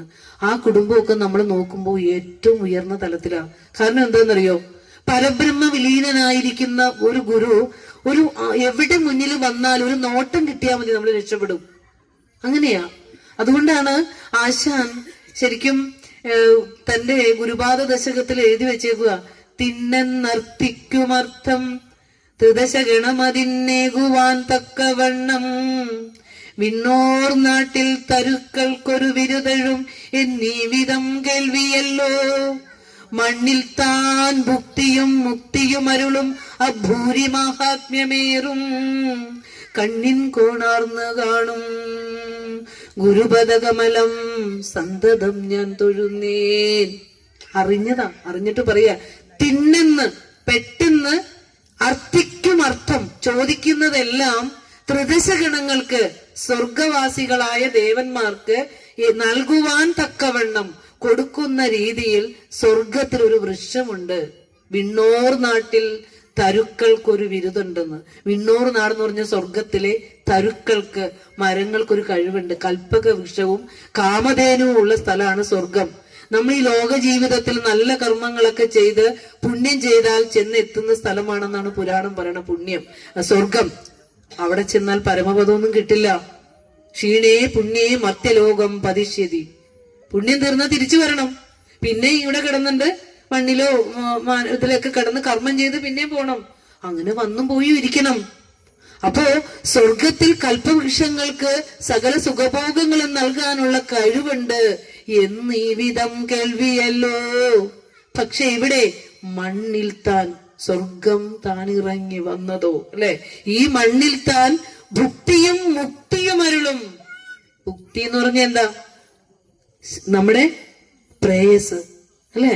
ഈ ലോക ജീവിതത്തിന് ആവശ്യമായ സകലതും, അതുപോലെ തന്നെ മുക്തിയും. എന്റെ ലോകവാസം കഷ്ടപ്പാട് കൂടാതെ കടന്നു പോകണം, ഒടുവിൽ അങ്ങയുടെ പരമപദ. രണ്ടും കിട്ടും. ദേവന്മാരെ പൂജിച്ചാൽ നമുക്ക് പോകാം, പോയിട്ട് തിരിച്ചു വരാം. പുണ്യം തീർന്നാൽ പിന്നെയും പോകാം, പിന്നെയും വരാം. പക്ഷേ അറിവേ സ്വരൂപമായ മഹാഗുരുവിന്റെ പാദങ്ങളിലേക്ക് ശരണാഗതി ചെയ്യുന്നവൻ, അവന്റെ ജീവിതം പിന്നെ ആ ജഗതീശ്വര ശക്തിയുടെ കയ്യിലാണ്. വിശ്വാസത്തോടു കൂടി സമർപ്പിച്ചാൽ മാത്രം മതി. ഞാൻ ഇന്ന് പറയുവാണ്, ഇന്ന് ഞാൻ മുളന്തുരു എവിടെയാണ് പുളിക്കമാലി ശാഖയിൽ പോയപ്പോൾ ഇതുപോലെ ഒരു കുടുംബ സംഗമത്തിന് ഞാൻ ഇരിക്കുമ്പോൾ ഗുരുവിന്റെ കൃതികൾ മക്കളെ പഠിപ്പിക്കുന്ന ആരെങ്കിലും ഉണ്ടോ എന്ന് ചോദിച്ചപ്പോൾ ഒരു അമ്മ കൈപൊക്കി. എന്നിട്ട് എന്നോട് പറഞ്ഞു, എന്റെ മക്കളെ ഞാൻ പഠിപ്പിക്കുന്നുണ്ട്, പക്ഷെ എനിക്ക് പഠിക്കണം ടീച്ചറെ കൂടുതലും. 2 വർഷമായി. അന്ന് വന്ന് പഠിക്കാൻ തുടങ്ങി. ഇന്ന് അവര് വേദാന്ത സൂത്രം കൃതി വരെയായി പഠിക്കാൻ തുടങ്ങിയിട്ട്. അവര് ശരിക്കും നല്ല കഷ്ടപ്പാട് അനുഭവിച്ച് ജീവിക്കുന്നതാ. പശുവിനെ വളർത്തലുണ്ട്, ഒരു കുഞ്ഞു വീടാണ്, അതിന് പുല്ലരിയുമ്പോഴും പാടിക്കൊണ്ട് നടക്കും. അതുപോലെ തന്നെ തയ്ച്ചുകൊണ്ടിരിക്കുമ്പോ പ്രഭാഷണങ്ങൾ കേട്ടോണ്ടിരിക്കും. തന്റെ അടുത്ത് വന്നിരിക്കുന്നവരോട് ഗുരുവിനെ കുറിച്ച് പറയും. നമ്മൾ പറഞ്ഞ ഒരിക്കലൊന്നു ഓൺലൈൻ ക്ലാസ്സിൽ വീഡിയോ ഒന്ന് ഓണാക്കിയപ്പോൾ ഇരിക്കുന്ന വീട് കണ്ടപ്പോൾ നമ്മൾ കഷ്ടം, വളരെ ദയനീയ തോന്നി. ഇന്നിപ്പോ ആ വീട് പണിത് നന്നായി പണിത് പാലുകാച്ചൽ നടത്തി ഒരു മോളുടെ വിവാഹവും നടക്കുക. ഞാനൊന്നും അറിഞ്ഞില്ല ടീച്ചർ. എന്ത് ഹാപ്പിയാ മുഖത്ത്. അത് നമ്മൾ പറയുന്നത്, നമ്മൾ ഗുരുവിനെ അറിഞ്ഞ് നമ്മളിലേക്ക് നമ്മൾ എത്തുമ്പോൾ നമ്മുടെ ജീവിതം പിന്നെ എങ്ങനെയാ നന്മയാർന്നു പോകുന്നത് നമ്മൾ അറിയില്ല. എന്റെ ജീവിതം ഞാൻ സമർപ്പിച്ചു. ഇപ്പം പറഞ്ഞല്ലോ വെള്ളാപ്പള്ളി സാറിന് പത്മഭൂഷണം കിട്ടിയെന്ന്. ഞാൻ ഏകദേശം ഒരു 10-25 വർഷങ്ങൾക്ക് മുമ്പ് ഒരു ജോലിയുടെ ആപ്ലിക്കേഷനും എഴുതിയിട്ട് അവിടെ എവിടെയൊക്കെ കൊടുത്തിട്ടൊന്നും കിട്ടിയില്ല. എന്റെ അച്ഛനും അമ്മയ്ക്കും ഒന്നും സമ്പത്തില്ല, നിർധനരാണ്. അപ്പോ നേരെ ചെന്ന് ആപ്ലിക്കേഷൻ കൊടുക്കുന്നത് സാറിന്റെ മുമ്പിലാണ്. എനിക്ക് ജോലി അപ്പോയിന്റ്മെന്റ് ഓർഡർ സൈനിട്ട് തന്നിട്ട് സാറ് ഗുരുവിന്റെ ആ ഒരു പ്രതിമ എടുത്ത് മുന്നിലേക്ക് വെച്ചിട്ട് എന്നോട് പറഞ്ഞു, നീ അവിടെ തൊടാൻ പറഞ്ഞു. ഞാൻ തൊട്ടു. നീ ഗുരുവിനെ ലോകത്തിന് പറഞ്ഞു കൊടുക്കണം എന്ന് പറഞ്ഞു. ഞാൻ ഇന്ന് വരെ അത് അനുസരിച്ചിട്ടുണ്ട്. നീ എല്ലാവർക്കും വിളക്കാകണമെന്ന് പറഞ്ഞു കൊടുത്തു. എന്റെ കണ്ണ് നിറഞ്ഞൊഴുകി, എന്റെ അച്ഛന്റെ കണ്ണ് നിറഞ്ഞൊഴുകി. അദ്ദേഹത്തിന് ഏത് ബഹുമതി കിട്ടുമ്പോഴും ഏതൊക്കെ ഇതിലെത്തുമ്പോഴും അപ്പൊ പറഞ്ഞു, ഇവരെ പോലെയുള്ളവരുടെ പ്രാർത്ഥന മതിയടോ എനിക്കുന്നു. കാരണം അവിടെ മറ്റ് കാര്യങ്ങളുമായിട്ട് അപ്പോയിന്റ്മെന്റ് മേടിക്കാൻ വന്നവരുണ്ടായിരുന്നു. പക്ഷെ കിട്ടിയത് എനിക്കറിയില്ല. ഞാൻ അന്നേരം ഓർക്കുക, എന്റെ കയ്യിൽ വരെ ഞാൻ നുള്ളി നോക്കി, മക്കളെ ഇത് സ്വപ്നം കണ്ടതാണോ, രാത്രി എങ്ങാനും കിടന്ന് സ്വപ്നം കണ്ടതാണോ? എന്റെ ജീവിതമാ പറയുന്നത്. അപ്പൊ നമ്മള് ഗുരുവിലേക്ക് നമ്മൾ അടുക്കുമ്പോൾ നമ്മുടെ ജീവിതം എങ്ങനെയാ പോണേന്ന് നമുക്ക് അറിയാൻ പറ്റില്ല, അല്ലെ? നമുക്ക് എപ്പോഴും കരുണാരൂപം ധരിച്ച് നമ്മുടെ മുന്നിലേക്ക് ഒരു രക്ഷകൻ എത്തും എന്നുള്ളതിന് ഒരു സംശയവും ഇല്ല അവിടെ. ഗുരുവിനെ ദൈവമാണോ എന്ന് ചോദിച്ചപ്പോൾ ഇനി നമുക്ക് സംശയമില്ലാതെ പറയാം, ഈ പ്രാപഞ്ചിക ശക്തികളായ സഗുണമൂർത്തികളായ ഈശ്വരന്മാരുടെ അവസ്ഥയും കടന്ന്, ഗുണക്കടൽ കടന്ന് പരബ്രഹ്മ സ്വരൂപത്തിൽ എത്തിയവരാണ് ഗുരുക്കന്മാർ. അവര് നമ്മൾ പറഞ്ഞു വന്നത് ഇതാ, അവരൊരു നോട്ടം നോക്കിയാൽ മതി, കൈകൊണ്ട് എന്തെങ്കിലും ഒന്ന് കൊടുത്താൽ മതി. അതിന് സിദ്ധിവിശേഷമൊന്നും പറയാൻ പറ്റില്ല. കാരണം അവർ പരമചൈതന്യമായിരിക്കുന്നവരാ. അതുകൊണ്ടാണ് അരുവിപ്പുറത്ത് കടുത്ത വേനൽ വന്നപ്പോഴേ, നല്ല വേനൽക്കാലമാണ്, എല്ലാ മരങ്ങളും ഒക്കെ പുഴകളൊക്കെ വറ്റി വരണ്ടിരിക്കുന്ന സമയത്ത് ഗുരുവിന്റെ അടുത്ത് വന്നു. ഗുരു കാരണം ഇങ്ങനെ ബ്രഹ്മാനന്ദത്തിൽ ലയിച്ചു തന്നെ ഗുരു ഇരിക്കുന്നത്. അപ്പോഴാണ് ഗുരുവിനോട് പറയുന്നത്, ഇവിടെ ജീവിക്കാൻ പറ്റുന്നില്ലല്ലോ ഗുരു, ആകെ വരൾച്ചയാണ്, കുടിവെള്ളമില്ല, അരുവിപ്പുറ ക്ഷേത്രത്തിന് പൂജാതി കർമ്മങ്ങൾക്ക് ജലം പോലും ശുദ്ധജലം കിട്ടാനില്ല. അപ്പൊ ഗുരുവിനോട് പറയാ, ഭഗവാനെ ഒന്ന് കനിയണം, ഒന്ന് പ്രാർത്ഥിക്കണം. അപ്പൊ ഗുരു പറയാ, നാം പ്രാർത്ഥിച്ചാൽ മഴ പെയ്യുമോ എന്നാ ഗുരു ചോദിക്കണേ. കാരണം എന്താന്ന് വെച്ചാൽ ഗുരുവിൽ ആ ഒരു ദൈവീകതയും ആ അഷ്ടൈശ്വര്യങ്ങളും പരമാനന്ദ ബോധത്തിലിരിക്കുന്ന ഒരു ഗുരുവിലുണ്ട്. വെറുതെ ഒന്ന് മനസ്സിൽ സങ്കല്പിച്ചാൽ മതി, ആ കാര്യം നടക്കുമേ. അപ്പൊ അതുകൊണ്ട് തന്നെയാണ് ഗുരു പറഞ്ഞ് എഴുതിയെടുക്കാമോ. കാരണം അങ്ങനെ ചെയ്യാൻ പാടില്ല, ഈ സിദ്ധി വിശേഷങ്ങൾ കാണിക്കാൻ പാടില്ല. ഈ സിദ്ധിവിശേഷങ്ങൾ കാണിച്ചാൽ ഗുരു പറയുന്നുണ്ട്, ശിവശതകത്തില് ഗുരു പറയുന്നുണ്ട്, നമ്മൾ ഗുരുവിന്റെ സിദ്ധിവിശേഷങ്ങൾ കേൾക്കാനൊന്നും നടക്കണ്ട, കാരണം ഗുരു അതിനെതിരാ പറയാൻ. എന്നാലും പറഞ്ഞു പോവുക, മക്കൾ ചോദിച്ചപ്പോ മിണ്ടാതിരുന്നുകൊണ്ട് പറയുക. അപ്പോ അതായത് ഗുരു പറയുക, ഒഴുകി വരുന്ന അമൃതുണ്ടുമാണ്ടു പോകാതൊഴുവിലൊടുക്ക മുതിക്കും അർക്കബിംബം. ഒരു അമൃത് ഇങ്ങനെ ഒഴുകി വരും, പരമാനന്ദത്തിൽ ലയിച്ച് ഈശ്വര സത്തയായി പരബ്രഹ്മമായി മാറുന്നതിന് തൊട്ടു മുമ്പുള്ള ഒരു അവസ്ഥയിൽ ഒരു യോഗി അനുഭവിക്കുന്ന ആനന്ദത്തിൽ ആ യോഗിക്ക് അതായത് ഈ ഒരു വസ്തുവിനെ സൃഷ്ടിക്കാനടക്കം, ആകാശഗമനം അടക്കം, ചിന്തിക്കുന്നതെല്ലാം അർത്ഥിക്കുന്നതെല്ലാം കൊടുക്കുന്ന അടക്കം, ത്രികാലജ്ഞാനം അടക്കം, പരഹൃദയം അടക്കം സകലതും സിദ്ധിവിശേഷം യോഗിയിലുണ്ട്. പക്ഷെ ഗുരു പറയാണ് അതിലാണ്ടു പോകരുത്. സിദ്ധിവിശേഷം കാണിച്ച ഗുരുവല്ല, ഒഴുകി വരുന്ന അമൃതുണ്ട് മാണ്ടു പോകരുത്, സഞ്ചരിച്ചോളണം. ഒഴിവിലൊടുക്ക മുതിക്കും അർക്കബിംബം, അവസാനം എത്തുന്ന ആ പ്രകാശത്തെ സാക്ഷാത്കരിക്കണമെന്ന് നമ്മളോട് പറഞ്ഞു തന്ന ഗുരുവാ. സിദ്ധിവിശേഷക്കാരനല്ല ഗുരു, പക്ഷെ ഗുരുവിൽ ആ സിദ്ധിവിശേഷങ്ങളെല്ലാം ഉണ്ട്. അതുകൊണ്ടാണ് ഏഴകളിലെ വേദനിക്കുന്ന ഏഴകളുടെ കണ്ണീര് കാണുമ്പോൾ അവിടെ അന്ന് ആഗ്രഹിച്ചു പോകുന്നു പലതും. അത് ആ ശരീരം കൊണ്ട്, ആ ജീവിതത്തിന്റെ 6 മാസം ആ ശരീരം കൊണ്ട് തന്നെ ഗുരു ആ വേദനകളൊക്കെ അനുഭവിച്ച് ഈ ലോക ജീവിതത്തിലെ ത്രിപുടി മുടിഞ്ഞാണ് അവിടുന്ന് പരബ്രഹ്മ സ്വരൂപമായി മാറിയിരിക്കുന്നത്, അല്ലെ? അപ്പോ അർദ്ധനാരീശ്വര സ്തവം ഗുരു എഴുതി കൊടുത്തേ ഉള്ളൂ. ആ എഴുതിയ പ്രാർത്ഥന രചിച്ച് ഒരു പ്രാവശ്യം ഒന്ന് ചൊല്ലിയപ്പോഴാണ് അന്ന് അരുവിപ്പുറത്ത് വൈകുന്നേരം കാർമേഘങ്ങൾ ആകാശത്തിൽ ഇരുണ്ടുകൂടി മഴ പെയ്യുന്നത്, അല്ലെ? അന്ന് പത്രം റിപ്പോർട്ട് ചെയ്തൊരു വാർത്ത ആയതുകൊണ്ടാണ് ഞാൻ പറയുന്നത്. ഞാൻ ഒരു വേദികളിലും ഇങ്ങനെയുള്ള കാര്യങ്ങൾ പറയാറില്ല, കാരണം നമ്മുടെ പ്രഭാഷണങ്ങളെല്ലാം യൂട്യൂബിലേക്ക് പോകുന്നതാ. ഗുരു തന്നെ പറയുന്നൊരു കാര്യമുണ്ട്, നമ്മുടെ ജീവചരിത്രം പറഞ്ഞാൽ ഇനിയുള്ള തലമുറ വിശ്വസിക്കുമോ? അവിശ്വാസികളുടെ കാലമാണ് വരുന്നത്.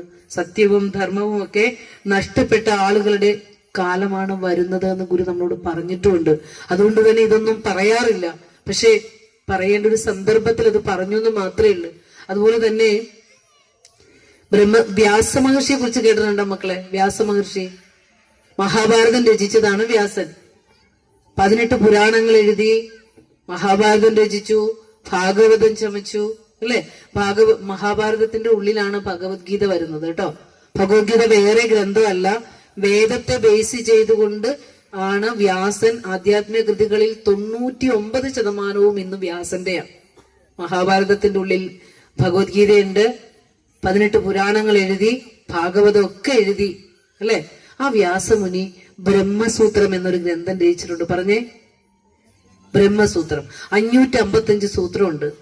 അതിനകത്ത് അതായത് വേദത്തെ ആകെ നമുക്ക് 4 വേദം ഉണ്ടല്ലോ, ഋക്ക്, യജുസ്, സാമം, അഥർവം. ഈ വേദത്തിന്റെ അവസാന ഭാഗത്തെ ഉപനിഷത്ത് എന്ന് പറയാം. ഈ വേദത്തിന്റെ തത്വങ്ങളെ എടുത്തിട്ട് 555 സൂത്രങ്ങളായിട്ട് ചുരുക്കി നമുക്ക് തന്നപ്പോൾ അതിലെ 4-ാം അധ്യായം 4-ാം പാദം 15-ാമത്തെ സൂത്രത്തിൽ വ്യാസമഹർഷി ഒരു കാര്യം പറയുന്നുണ്ട്. പ്രദീപവദാവേശസ്തദാഹി ദർശയതി. നിങ്ങൾക്ക് ബോറടിക്കണ്ട, കാരണം ഇത് ഋഷീശ്വരന്മാർ കുറിച്ച് വെച്ചിരിക്കുന്ന ഒരു വിളക്കേ, പ്രദീപം.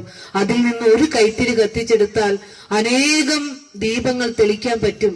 അതുപോലെ മുക്തപുരുഷനായ ഒരു യോഗിക്ക് ഇരിക്കുന്ന ഇടത്തിരുന്നു കൊണ്ട് പല ശരീരങ്ങൾ സ്വീകരിച്ചുകൊണ്ട് പലയിടങ്ങളിൽ പ്രവർത്തിക്കാൻ സാധിക്കുമെന്ന് ബ്രഹ്മസൂത്രത്തിൽ പരബ്രഹ്മ സ്വരൂപനായ ഒരു മുക്തപുരുഷന് കഴിയുന്ന കരഗതമാകുന്ന സിദ്ധിവിശേഷങ്ങളെ വ്യാസൻ രേഖപ്പെടുത്തി വെച്ചിട്ടുണ്ട്.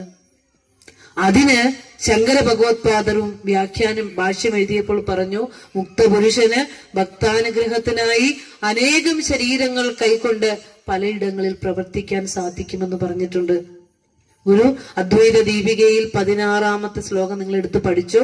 ഗുരുവും അത് പറഞ്ഞിട്ടുണ്ട്. ആത്മാവിനില്ല ഒരഹങ്കൃതി യോഗി പോലെ താൻ മായയാൽ വിവിധമായി വിഹരിച്ചിടുന്നു. യോഗസ്ഥനായ നിലയിൽ നിന്നിളകാതെ കായവ്യൂഹം ധരിച്ചു വിഹരിച്ചിടുമിങ്ങു യോഗി. നമ്മൾ കലിയുഗത്തിലാ ഈ പരബ്രഹ്മത്തെ നേരിട്ട് കണ്ടേ. ആലുവയിൽ അദ്വൈതാശ്രമത്തിൽ ആശ്രമത്തിന്റെ നിർമ്മാണ ചർച്ചയിൽ ഇരുന്ന ഗുരു ഒരു 10-15 മിനിറ്റ് ധ്യാനത്തിൽ ഇരുന്നൊരു സമയത്ത് അങ്ങ് അരുവിപ്പുറത്ത് ഒരു അത്ഭുതം നടന്നു. എന്താണെന്നറിയോ? അങ്ങ് കണ്ണൂരിൽ നിന്ന് ഒരു ഇരണിയിൽ അമ്മ വീട്ടിൽ തങ്കച്ചി അമ്മ ഗുരുവിനെ കാണാൻ അരൂപ്പുറത്ത് വരുന്നുണ്ട്.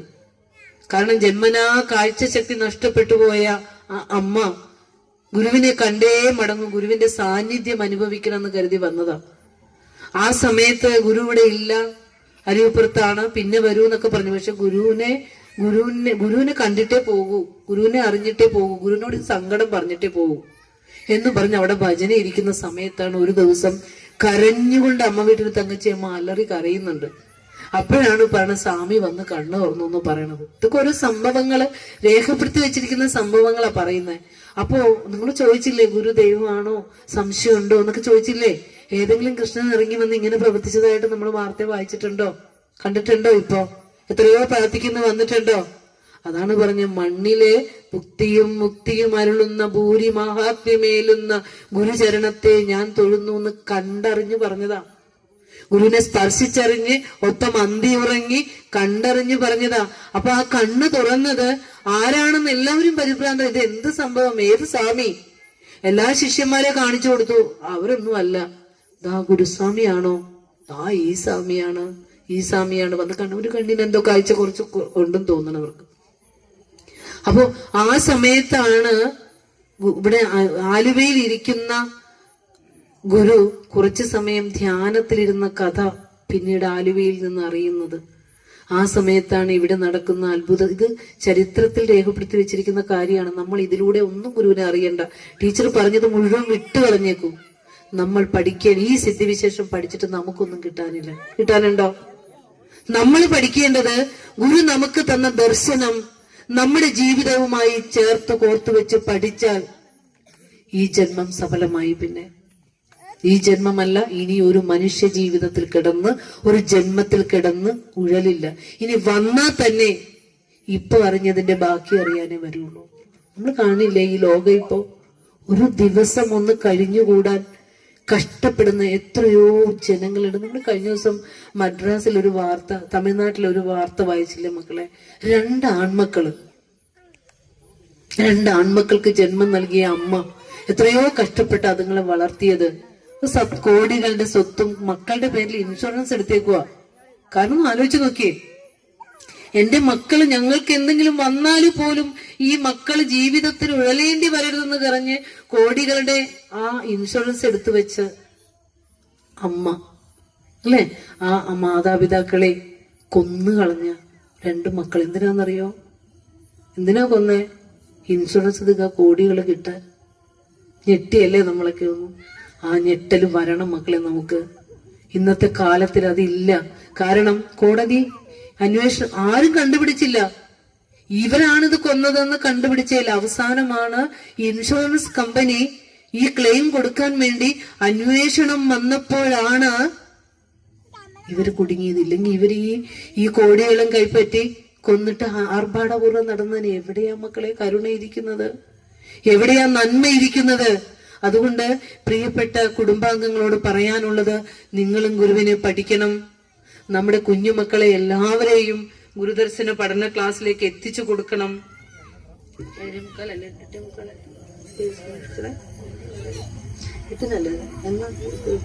എന്തായാലും ഈ നമ്മൾ കൊടുക്കണതിന്റെ ഫലം കുഞ്ഞുങ്ങളുടെ മുഖത്തുണ്ട്. കൊന്നു എന്ന് പറഞ്ഞപ്പോ ഉള്ളിലൊരു ഇരുട്ട് വന്നു. അവർ ഒരിക്കലും കൊല്ലില്ല കേട്ടോ.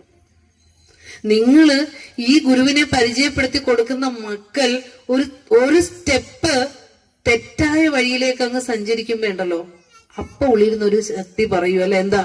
ഏത് പറയും? ഈലോചനം ചൊല്ലിക്കേ. ഈലോചനം ഒന്ന് ചൊല്ലിക്കേ.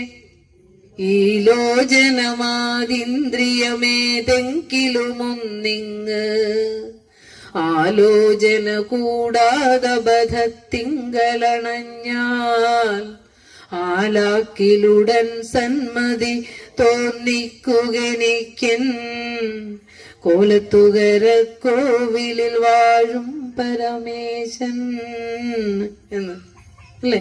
അപ്പോ ഗുരുവിനെ അറിയണമെങ്കിൽ ഗുരുദേവന്റെ കൃതികൾ പഠിക്കണം നാം. അതുപോലെ ഗുരു ആരാണെന്ന് ഗുരു തന്നെ രേഖപ്പെടുത്തി വെച്ചിട്ടുണ്ട്. ഇത് ഏത് കൃതിയാണെന്നറിയാമോ? ഗുരു ആരാണെന്ന് ഗുരു തന്നെ രേഖപ്പെടുത്തി വെച്ചിരിക്കുന്ന കൃതി ഏതാ? ഒരു ബുക്കൊക്കെ കൊണ്ട് വരണം. ഇനി പ്രഭാഷണങ്ങൾക്കൊക്കെ വരുമ്പോ മക്കള് രേഖപ്പെടുത്തി വെക്കണം. വേദികളിൽ പോകുമ്പോ ഇതൊക്കെ നമ്മൾ പറയണം. മുനിചര്യ പഞ്ചകം, ആശ്രമം, നിർവൃതി പഞ്ചകം. ഒരു മുനിയുടെ ചര്യകളും ഒരു മുനി ആരാണെന്നും വളരെ കൃത്യമായി ഗുരു രേഖപ്പെടുത്തി വെച്ചിരിക്കുന്ന കൃതികളാണ്. ഏതൊക്കെയാ? മുനിചര്യ പഞ്ചകം, നിർവൃതി പഞ്ചകം, ആശ്രമം. അതായത് 1928 ധർമ്മസംഘം രൂപീകരിച്ചതിന് ശേഷം ഗുരുവിന്റെ മഹാസമാധി വർഷം പറഞ്ഞേ 1928. അരിയപ്പുറം പ്രതിഷ്ഠ എന്നാ? അത് പഠിച്ചു അല്ലെ? ഇനി നമ്മൾ ഒരിക്കലും മറക്കില്ല അല്ലെ? അതെ. അപ്പോ ഇവിടെ ഗുരുവിന്റെ മഹാസമാധിക്ക് തൊട്ട് മുമ്പാണ്, ആ വർഷമാണ് ധർമ്മസംഘം രൂപം കൊടുക്കുന്നത്. അപ്പൊ ഗുരു പറഞ്ഞു ആശ്രമത്തിലെ നിയമങ്ങൾ എഴുതി ഉണ്ടാക്കാൻ ഒരു കൃതി രചിക്കാൻ പറഞ്ഞു. നിയമങ്ങൾ എഴുതി ഉണ്ടാക്കാൻ പറഞ്ഞു നിയമ വിദഗ്ധരോട്. ആരും എഴുതിയില്ല. അപ്പോഴാണ് ഗുരു 5 ശ്ലോകങ്ങൾ ചേർത്തുകൊണ്ട് ആശ്രമം എന്ന കൃതി എഴുതിയിട്ട് പറഞ്ഞു, ആശ്രമേസ്മിൻ ഗുരു കശ്ചിത് സവിദ്വാൻ മുനിരുദാരദീഹി സമദൃഷ്ടിഹി ശാന്തഗംഭീരാശയോ വിജിതേന്ദ്രിയ. ഗുരു ആരാണെന്ന് ചോദിച്ചിട്ട് ഇത് പറഞ്ഞു കൊടുത്താൽ മതി. ആശ്രമത്തിൽ ഒരു ഗുരു ഉണ്ടാകണം. ഗുരുവിന്റെ ശരീരം മാറി അറിവായി മാറിയാലും ഒരു ശരീരധാരിയായ ഗുരു ആശ്രമത്തിൽ വന്നാൽ അത് എങ്ങനെയായിരിക്കണം എന്ന് പറയാ? വിദ്വാനായിരിക്കണം, അറിവുള്ളവനായിരിക്കണം, ഉദാരമായ ബുദ്ധിയുള്ളവനായിരിക്കണം അല്ലെ? വിദ്വാൻ മുനിയായിരിക്കണം, മൗന സ്വഭാവമുള്ളവനായിരിക്കണം, പരോപകാരിയായിരിക്കണം, ദീനദയാലുവായിരിക്കണം. എന്റെ ഗുരുവിന്റെ കൃതിയിൽ എപ്പോഴും വരും ഈ ദീനദയാലുത്വം. അതാണ് ഇത്രയുമേറെ അവശ്യ ജനങ്ങളോട് കരുണ കാണിച്ച അനുകമ്പാമൂർത്തിയായ ഒരു ഗുരു ഈ ലോകത്തേക്ക് അവതരിച്ചിട്ടേയില്ല. അതുകൊണ്ടാണ് നമ്മുടെ കേന്ദ്ര സാഹിത്യ അക്കാദമി അവാർഡ് കിട്ടിയ എസ് രമേശൻ നായർ പറഞ്ഞത്, തൊട്ടതെല്ലാം പൊന്നാക്കും വിശ്വദീപ പ്രകാശമേ എന്ന് പാടിയത് അതുകൊണ്ടാ. പക്ഷെ നമുക്ക് മാത്രം അത്ര അങ്ങോട്ട് ഗുരുവിനെ ഉള്ളിലേക്ക് എടുക്കാനായിട്ട് എവിടേക്കോ ചില തടസ്സങ്ങള്, നാമങ്ങളും രൂപങ്ങളും ഒക്കെ നമ്മളിങ്ങനെ പിടിച്ചു വലിച്ചുകൊണ്ടിരിക്കുക. അതുപോലെ തന്നെ മുനിചര്യ പഞ്ചകത്തിൽ ഗുരു പറയുന്നുണ്ട്, ഒരു മുനിയുടെ പാദം പതിഞ്ഞ മണ്ണ് പാപരഹിതമായ മണ്ണാണ്. ഭുജക്കിമുപദാനതാം കിമുത കുംഭിനീ മഞ്ജതാം വ്രജേത് വജിനഹാരിണി സ്വപദ പാദിനി മേദിനി. മുനിയുടെ പാദം എവിടെ പതിഞ്ഞിട്ടുണ്ടോ ആ ഭൂമി പാപരഹിതമായി മാറി. എനിക്ക് തോന്നുന്നു ഇപ്പൊ ഈ ഗുരുമണ്ഡപങ്ങളൊക്കെ ഇരിക്കുന്ന ഇടവൊക്കെ ആ ഋഷീശ്വരൻ നടന്നു പോകുന്ന വഴിയൊക്കെ പതിഞ്ഞിട്ടുണ്ടാവും. അവിടെയാണ് ആരാധന കേന്ദ്രമായി വരുന്നതും പുണ്യസ്ഥലമായൊക്കെ വരുന്നത്. അപ്പോ ഗുരുവിനെ നമുക്ക് ആരാധന ചെയ്യാൻ കിട്ടിയ നമ്മള് ഏറ്റവും പുണ്യവാന്മാരും ഭാഗ്യവാന്മാരും മുജ്ജന്മ സുഹൃതം ഉള്ളവരുമാണ്. ആ സുഹൃതത്തെ തട്ടിക്കളഞ്ഞിട്ട് ഓടരുത്. ഗുരുദേവ കൃതി എടുത്തു വെച്ചിട്ട് നമ്മളുടെ പൂജാമുറിയിലെ ഏറ്റവും ആദ്യം അത് വെക്കുക. എന്നിട്ട് സ്കൂളിൽ പോകുമ്പോൾ അതിനൊക്കെ ഒന്ന് തൊട്ട് നമസ്കരിക്കുക. എന്നിട്ട് രാവിലെ എടുത്ത് 2 വരി വായിക്കുക, ഒരു 4 വരി വായിക്കുക എല്ലാ ദിവസവും. വൈകുന്നേരം ഒരു 8 വരിയെങ്കിലും വിളക്ക് വെച്ചതിന് ശേഷം ഓരോ കൃതിയും വെറുതെ നമ്മൾ ജപിക്കുക. അങ്ങനെ ജപിച്ച് വരുമ്പോൾ ഓരോ കൃതിയും നമുക്ക് ഹൃദയസ്ഥമായി മാറി. ഇന്നലെ ഞാൻ വേദാന്ത സൂത്രത്തിന്റെ ക്ലാസ് കഴിഞ്ഞപ്പോൾ കൃതികൾ ചൊല്ലാനായിട്ട് ഒരു കുഞ്ഞു കുട്ടി വരും. മേഘ എന്ന പേര്, കുന്നുംപാറയിലുള്ളതാ. ഞാൻ ഇന്ന് രാവിലെ എന്റെ ഗുരുദർശന പഠന ക്ലാസ്സിലെ കുട്ടികൾക്ക് അവളുടെ ശബ്ദം കേൾപ്പിച്ചു കൊടുത്തു. UKG കുട്ടി എന്ന് പറയുമ്പോ എത്ര വയസ്സുണ്ടാവും മക്കളെ? 5 വയസ്സൊക്കെ ഉണ്ടാവുള്ളൂ അല്ലെ? 5 വയസ്സുള്ള കുട്ടി ഇന്നലെ ഒരു കൃതി ചൊല്ലാൻ പറഞ്ഞപ്പോഴേ ആത്മോപദേശ ശതകത്തിന്റെ 25 ശ്ലോകങ്ങളാ. ശ്വാസം മുട്ടിപ്പോകുന്ന പോലെ ആ കുട്ടി ഇങ്ങനെ ഒന്നിൽ നിന്നിങ്ങനെ കരുവിനു കണ്ണുകളഞ്ചുമുള്ളടക്കി തെരുതെരെ വീണു വണങ്ങി ഊതിടേണം പോവുക. കരണവും ഇന്ദ്രിയവും കളേബരം. ഞെട്ടിപ്പോയെന്ന് പറഞ്ഞാൽ മതി എല്ലാവരും. ആ കുട്ടിക്ക് ഭദ്രകാളി അഷ്ടകം മുതൽ ഗുരുദേവ കൃതികളുടെ ഭൂരിഭാഗം ദർശനമാല ഓരോ അധ്യായമൊക്കെ തെറ്റില്ലാതെ പാടി കേൾപ്പിച്ചു കഴിഞ്ഞു. അങ്ങനെ 5 വയസ്സുള്ള ആ കുട്ടിയെ ഒരു അമ്മൂമ്മയാ കൈപിടിച്ച് നടത്തി ആ മടിയിലിരുന്ന് പഠിച്ച് എവിടെ എത്തിയിരിക്കുന്നു. നാളത്തെ ഗുരുവിനെ പരിചയപ്പെടുത്തി കൊടുക്കാനുള്ള ഇളം തലമുറയിലെ കുഞ്ഞുങ്ങളാണ് നമ്മുടെ മക്കള്. അപ്പൊ നാളെ നിങ്ങൾ വളർന്നു വലുതാകുമ്പോൾ ഈ ഗുരുവിനെ പറഞ്ഞു കൊടുക്കേണ്ടി വരുമ്പോൾ നിങ്ങൾ ഈ അറിവ് നിങ്ങൾക്ക് ഉണ്ടാവണ്ടേ? അപ്പൊ നിങ്ങൾ ഇപ്പോഴേ അത് പഠിക്കുക. നമ്മുടെ ജീവിതത്തിൽ എന്ത് പ്രശ്നങ്ങൾ നമ്മൾ കണ്ടില്ലേ? ഒരു സാറ് കോടീശ്വരനായ ഒരാള് സ്വയം വെടിവെച്ച് മരിക്കുന്നത് നമ്മൾ കണ്ടു. അപ്പൊ സമ്പത്തിന് വേണ്ടി മാത്രം പഠിച്ചാൽ മതിയോ? സമ്പത്ത് നമ്മുടെ ജീവിതത്തിൽ സന്തോഷം കൊണ്ടു തരുമോ? ഇല്ല. ഈ സമ്പത്തുള്ളവരുടെയൊക്കെ വീട്ടിൽ നമ്മൾ ചെന്ന് നോക്കിയാൽ അന്തി കിടന്നോ ഉറക്കം വരണുണ്ടാവില്ല, അല്ലേ? എത്ര AC വെച്ചാലും ഉറക്കം ഉണ്ടാവില്ല അവിടെ. പക്ഷെ കൊതുകുകടിയാണെങ്കിലും ഒരു ഫാൻ ഇല്ലെങ്കിൽ പോലും ചിലപ്പോ ഒന്നും അറിയാതെ കിടന്നുറങ്ങുന്നുണ്ടാവും പാവങ്ങൾ, അല്ലെ? അവരാണ് ഏറ്റവും സമ്പന്നരെന്നേ നമ്മൾ പറയുള്ളൂ. അപ്പോ മക്കളെ, ജീവിതത്തിലെ സമ്പത്തല്ല സുഖ സൗകര്യങ്ങളുടെ ഉറവിടം, സുഖത്തിന്റെ ഉറവിടം നമ്മൾ നേടുന്ന ശാന്തിയും ഗുരു പറഞ്ഞ പോലെ സമാധാനവും ആയി നമുക്ക് എവിടെ ജീവിക്കാൻ പറ്റുന്നുവോ അവിടെ അങ്ങനെ ജീവിക്കാൻ പറ്റുന്ന ഒരു ഭാഗ്യവാന്മാരാണ്. ഇന്ന് ഏതെങ്കിലും കുടുംബങ്ങളില്, മിക്കവാറും കുടുംബങ്ങൾ എടുത്തു നോക്കിയാൽ നമുക്ക് അങ്ങനെ പറ്റുന്നുണ്ടോ? അങ്ങനെ പറ്റുന്നുണ്ടെങ്കിൽ അത് ഏറ്റവും ഭാഗ്യ. ഇപ്പൊ ഇവിടെ വന്നിങ്ങനെ ഇരിക്കുന്നവർക്ക് ഇങ്ങോട്ടേക്ക് വരാൻ ശരീരം അനുവദിക്കണം, മനസ്സനുവദിക്കണം, കുടുംബ സാഹചര്യങ്ങൾ അനുവദിക്കണം. അതുപോലെ നമുക്കിവിടെ ഇതിന്റെ ഭാരവാഹികൾ ഇങ്ങനെ ഒരു ചടങ്ങ് സംഘടിപ്പിച്ചു തരണം. ഇതെല്ലാം ഒത്തുകൂടി ഇവിടെ വന്ന് ഗുരുവിനെ കേൾക്കാനുള്ള ഭാഗ്യം ഉണ്ടായിട്ടുണ്ടെങ്കിൽ നമ്മുടെ മുജ്ജന്മ സുഹൃതം തന്നെയാണ്, ഒരു സംശയവുമില്ല അവിടെ. അപ്പോ ഗുരുവിന്റെ കൃതികൾ പഠിക്കുക. നമ്മൾ പറഞ്ഞ കൃതി മറന്നു പോകരുത്. ആശ്രമം, മുനിചര്യ പഞ്ചകം, നിർവൃതി പഞ്ചകം, അല്ലെ? നിർവൃതി പഞ്ചകം ആരെ കണ്ടപ്പോൾ എഴുതിയ കൃതിയാ? രമണ മഹർഷിയെ. പറഞ്ഞേ. ഈ കുഞ്ഞുങ്ങളുള്ളതുകൊണ്ട് ഞാൻ അവരിലേക്ക് തന്നെ നോക്കി പോവാ. ഏതാണ്? രമണ മഹർഷിയെ കാണാൻ പോയില്ലേ? എവിടെയാ?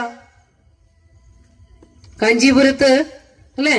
അങ്ങ് അരുണാചലത്തിലെ കാഞ്ചീപുരം, അതായത് ഗോവിന്ദാനന്ദ സ്വാമികള് പണി കഴിപ്പിച്ച ആശ്രമത്തിന്റെ ഉദ്ഘാടന കർമ്മം നടത്താൻ വേണ്ടി ഗുരുവും ശിഷ്യഗണങ്ങളും കൂടി അങ്ങ് എത്തിയപ്പോ കാഞ്ചീപുരത്ത് പോയ വഴി തിരുവണ്ണാമല 5 ആശ്രമത്തിന്റെ അവിടെയുള്ള ആശ്രമത്തിന്റെ അധിപന്മാരെല്ലാം നമ്മുടെ ആശ്രമ ഉദ്ഘാടന ചടങ്ങിൽ എത്തിയപ്പോൾ അവര് പറഞ്ഞു, സ്വാമി ഞങ്ങളുടെ ആശ്രമങ്ങളും കൂടിയൊക്കെ ഒന്ന് സന്ദർശിക്കണം എന്ന് പറഞ്ഞു. അപ്പോൾ ഗുരു തിരക്കുള്ളതുകൊണ്ട് ഗുരു പറഞ്ഞു, നാം ഒരിടത്ത് വരാം, നറുക്ക് വീഴുന്ന ഒരു ആശ്രമത്തിൽ വരാം എന്ന് പറയുക. അങ്ങനെ നറുക്ക് വീണത് തിരുവണ്ണാമലയിലെ രമണ മഹർഷിയുടെ ആശ്രമത്തിലാ. രമണ മഹർഷിയാണെങ്കിൽ ആശ്രമത്തിൽ കയറിയിട്ട് താഴ്ത്തിറങ്ങിയിട്ടില്ല. കാരണം പഞ്ചഭൂതാത്മകമായി പ്രപഞ്ചത്തിൽ 6ാമതൊരു ഭൂതം വേറെ എവിടെയെങ്കിലും ചെന്നാലുണ്ടോ എന്ന് പറഞ്ഞ് അത്രയും പരബ്രഹ്മ വിലീനനായിരിക്കുന്ന ആ മഹർഷി അവിടുന്ന് ഇറങ്ങിയിട്ടില്ല. ഗുരു നേരെ അങ്ങ് കയറുകയാ. ശിഷ്യന്മാരോടൊപ്പം തിരുവണ്ണാമലയിലേക്ക് പടികൾ കയറി നേരെ രമണ മഹർഷിയുടെ മുമ്പിൽ ചെന്നു. രമണ മഹർഷി ഒന്ന് നോക്കി, ഗുരു ഒന്ന് നോക്കി. പരിചയം കഴിഞ്ഞ് സംസാരവും കഴിഞ്ഞ് എല്ലാം കഴിഞ്ഞു. നേരെ ഗുരു അവിടെ ഒരു മരത്തിന്റെ ചുവട്ടിലിരുന്നു. ഗുരു 5 ശ്ലോകങ്ങൾ അവിടെ നിർവൃതി പഞ്ചകം എഴുതി. കാരണം ഗുരു അവിടുന്ന് പറഞ്ഞ എന്താണെന്നറിയോ? അവിടെയൊക്കെയാണ് നമ്മള് ഗുരു ആരാണെന്ന് പരിചയപ്പെടുത്തി കൊടുക്കേണ്ടത്. സാമൂഹ്യ പരിഷ്കർത്താവ്, നവോത്ഥാന നായകനൊക്കെ ആയ ഗുരുവിനെ എന്തിനാണ് ഇങ്ങനെ ആരാധന ചെയ്യുന്നതെന്ന് ചോദിച്ചാൽ ഉത്തരം മറ്റ് ദൈവിക സങ്കല്പങ്ങൾക്കുമെല്ലാം അപ്പുറമാണ്. ഗുരുസ്വരൂപം എന്ന അറിവാണ് നമുക്ക് വേണ്ടത്. ഇപ്പൊ രമണ മഹർഷി ചോദിക്കുകയാണ്, പേരെന്താ, എവിടെന്നാ വരണേ എന്ന് ചോദിച്ചാൽ എന്തിനെ കുറിച്ചായിരിക്കും ചോദിക്കുക? നിന്റെ ശരീരത്തിന്റെ പേരെന്താന്നാ, നീ ഏത് ദേശത്തുനിന്ന് വരുന്നെന്നാ, അല്ലെ? വയസ്സ് എത്രയായെന്ന് ചോദിച്ചാൽ നിന്റെ ശരീരത്തിന് വയസ്സ് എത്രയായെന്നാ. ദേശത്തിനും കാലത്തിനും ശരീരത്തിനും ഒക്കെ അപ്പുറമുള്ള സത്യത്തെ സാക്ഷാത്കരിച്ച 2 ഋഷിമാര് കണ്ടപ്പോൾ ഈ ഭൗതികമായ കാര്യങ്ങളെ കുറിച്ച് ചോദിക്കുവോ? ഒന്നും ചോദിക്കില്ല. 2 പേർക്കും മനസ്സിലായ ആരാന്ന്. അതാണ് പറഞ്ഞത്, കോനാമദേശ കാജാദിഹി പ്രവൃത്തിഹി കാകിയദ്വയഃ ഇത്യാദി വാതോ പരതി യസ്യ തസ്യൈവ നിർവൃതി. ചോദ്യങ്ങളൊക്കെ അവസാനിച്ചവരാണ് നിർവൃതി അനുഭവിക്കുന്നത് എന്ന്. എന്തായാലും സമയം കഴിഞ്ഞു അല്ലെ? പറഞ്ഞ വാക്കുകളിൽ 10-30 വർഷം ഞാൻ സ്കൂളിൽ വിദ്യാർത്ഥികളെ പഠിപ്പിച്ച ഒരു അധ്യാപിക കൂടിയാണ്. അപ്പോൾ വിദ്യാലയത്തിൽ കിട്ടുന്ന അറിവിനപ്പുറമാണ് അധ്യാത്മ കേന്ദ്രങ്ങളിൽ നിന്ന് നമ്മുടെ മക്കൾക്ക് കിട്ടുന്ന ആത്മീയമായ വെളിച്ചം. ഇന്നത്തെ ലോകത്ത് ജീവിക്കണമെങ്കിൽ ആധ്യാത്മികതയുടെ കരുത്ത് അവർക്ക് വേണം. അതിന് അച്ഛനമ്മമാരും പഠിക്കണം. കാരണം ഇന്ന് മക്കളെയൊക്കെ നമ്മളെ ഇട്ടിട്ട് പോവുകയാണ് പുറത്തേക്ക്. ഒറ്റയ്ക്ക് ഇങ്ങനെ ജീവിക്കുമ്പോൾ മനസ്സിന് കരുത്ത് വേണമെങ്കിൽ ഒരു ഈശ്വരനാമമെങ്കിലും ചൊല്ലാൻ പഠിക്കണ്ടേ? അതിനെ ഗുരുവിനെ പഠിക്കണം, അറിയണം എന്ന് പറഞ്ഞുകൊണ്ട് എൻ്റെ ഈ ഭാഷണം ഇവിടെ അവസാനിപ്പിക്കുകയാണ്, ഗുരുവിൽ സമർപ്പിക്കുകയാണ്. ഇങ്ങനെ ഒരു അവസരം എനിക്ക് തന്ന ശ്രീകളോടും കുടുംബ കൺവീനർമാരോടും ഒക്കെയുള്ള കൺവീനർമാരോടും ഭാരവാഹികളോടും ഒക്കെയുള്ള എൻ്റെ കൃതജ്ഞത അറിയിച്ചുകൊണ്ട് ഈ വാക്കുകൾ ഗുരുവിൽ സമർപ്പിക്കും. വേദിയിൽ ഉപവിഷ്ടരായിരിക്കുന്ന വിശിഷ്ട വ്യക്തികളെ, മറ്റു പ്രിയമുള്ളവരെ, എല്ലാവർക്കും നമസ്തേ. കാലത്തിനു മുൻപേ നടന്ന ഒരു മഹാചാര്യനായിരുന്നു ശ്രീനാരായണ ഗുരു.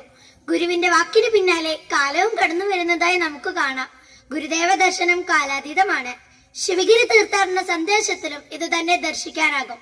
ലക്ഷ്യം വെച്ചുകൊണ്ടുള്ള ഒരേ ഒരു തീർത്ഥാടനം ശിവഗിരി തീർത്ഥാടനമാണ്. ഗുരു കൽപ്പിച്ചനുവദിച്ചിട്ട് 98 വർഷമായെങ്കിലും 93ാമത്തെ ശിവഗിരി തീർത്ഥാടനത്തിന്റെ പുണ്യം പേറിയാണ് നമ്മൾ ഓരോരുത്തരും ഇവിടെ നിൽക്കുന്നത്. ഒരു മനുഷ്യന്റെ അത്യന്തികമായ പുരോഗതിയെ കണ്ട് ഗുരു അരുൾ ചെയ്ത അഷ്ടലക്ഷ്യങ്ങളാണ് വിദ്യാഭ്യാസം, ശുചിത്വം, ഈശ്വരഭക്തി, സംഘടന, കൈത്തൊഴിൽ, കൃഷി, ശാസ്ത്ര സാങ്കേതിക വിദ്യ, കച്ചവടം. ഇതിൽ സമഗ്ര പുരോഗതിയിൽ എത്തിയോ എന്ന് നാം ഓരോരുത്തരും വിലയിരുത്തേണ്ടതാണ്. അഷ്ടലക്ഷ്യങ്ങളിൽ വിദ്യാഭ്യാസത്തെ മാത്രം നമുക്കൊന്ന് പരിശോധിച്ചാലോ? ഗുരുവിദ്യയെ സമ എന്നും വിഷമ എന്നും രണ്ടായി തരം തിരിക്കുന്നു. പലവിധമായി അറിയുന്നത് വിഷമയും ഏകത്വത്തിലേക്ക് നയിക്കുന്നത് സമയം.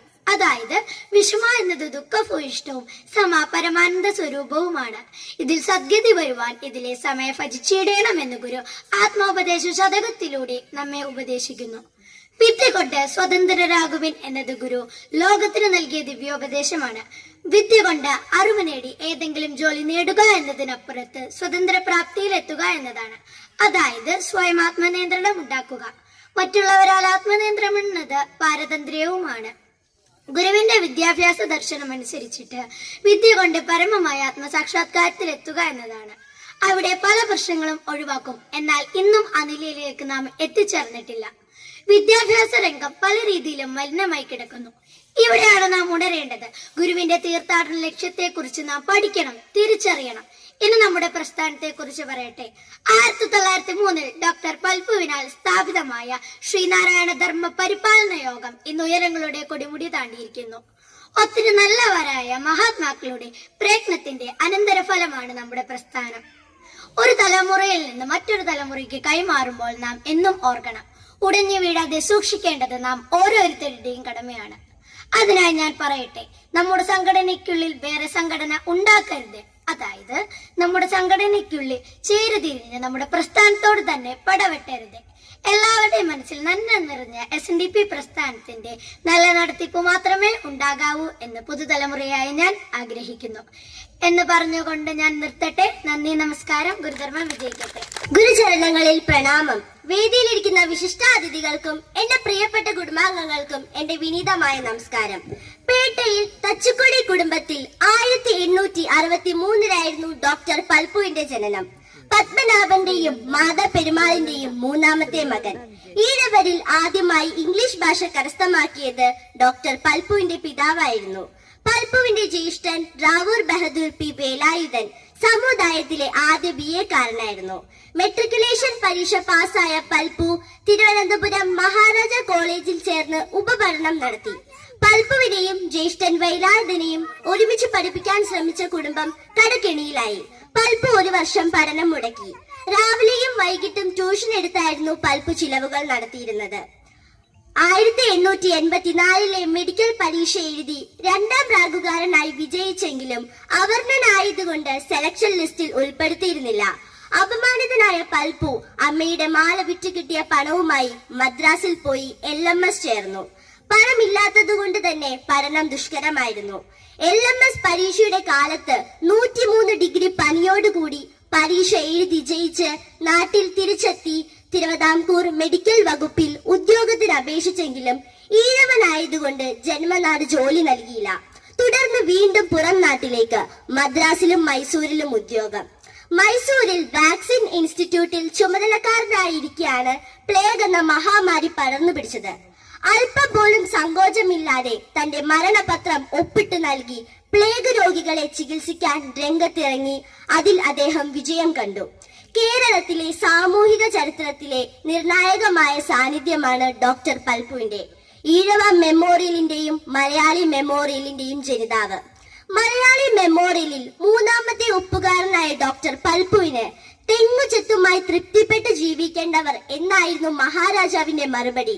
ഈ മറുപടിയാണ് ഈഴവ സമുദായത്തിന്റെ ഉയർത്തെഴുന്നേൽപ്പിനെ കുറിച്ച് സ്വന്തമായി പരിശ്രമിക്കണമെന്ന ചിന്ത അദ്ദേഹത്തിനുണ്ടായത്. ശ്രീനാരായണ ഗുരുവിനോട് ഭക്തിയും ആദരവും ആരാധനയും ഉണർത്താനാണ് ഡോക്ടർ പൽപു SNDP യോഗം സ്ഥാപിച്ചത്. ഞാൻ മരിച്ചു സ്വർഗത്തിൽ ചെന്നാലും അവിടെ ജാതിയുടെ വ്യത്യാസമുണ്ടെങ്കിൽ ഈഴവനായി അവിടെയും ജീവിക്കുമെന്ന് അദ്ദേഹം പ്രസ്താവിക്കുകയുണ്ടായി. ഈഴവനായതിന്റെ പേരിൽ ജന്മനാട്ടിൽ പഠിപ്പും ഉദ്യോഗവും നിരോധിക്കപ്പെട്ട ഒരുവന്റെ വാക്കുകളിലെ അഗ്നിയാണിത്. സ്വന്തം മകൻ നടരാജനെ ശ്രീനാരായണ ദർശന പ്രചരണാർത്ഥം ഗുരുപാദങ്ങളിൽ സമർപ്പിച്ച് ഡോക്ടർ പൽപു എന്ന മഹാത്മാവ് ഗുരുഭക്തിയുടെ നിറകുടമാണ്. ഒരിക്കൽ അദ്ദേഹം പറഞ്ഞു, ഞാൻ മരിച്ചാൽ എന്റെ ശവകുടീരത്തിനു മുകളിൽ ഒരു നടണം. അതിന്റെ വേരുകൾ എന്റെ ഹൃദയത്തിൽ ആഴ്ന്നിറങ്ങി എന്റെ സ്വപ്നങ്ങളായി വളർന്നു പന്തലിക്കും. അതിൽ വിരിയുന്ന ഓരോ ചെമ്പകപ്പൂക്കളും എന്നെ തഴുകിയുറക്കും. അതിന്റെ ചുവട്ടിലിരുന്ന് ഞാൻ കാണും നാളുകളിൽ എന്റെ സമുദായം ഒരു പുതിയ ലോകത്തെ നയിക്കുന്നത്. 1950 ഈഹലോകവാസം വെടിഞ്ഞ മഹാത്മാവിന് കോടി കോടി പ്രണാമങ്ങൾ. ഇത്രയും പറഞ്ഞുകൊണ്ട് ഞാൻ എന്റെ വാക്കുകൾ നിർത്തുന്നു. നന്ദി, നമസ്കാരം. ഗുരുധർമ്മം വിജയിക്കട്ടെ. സച്ചിദാനന്ദമൂർത്തി നാരായണ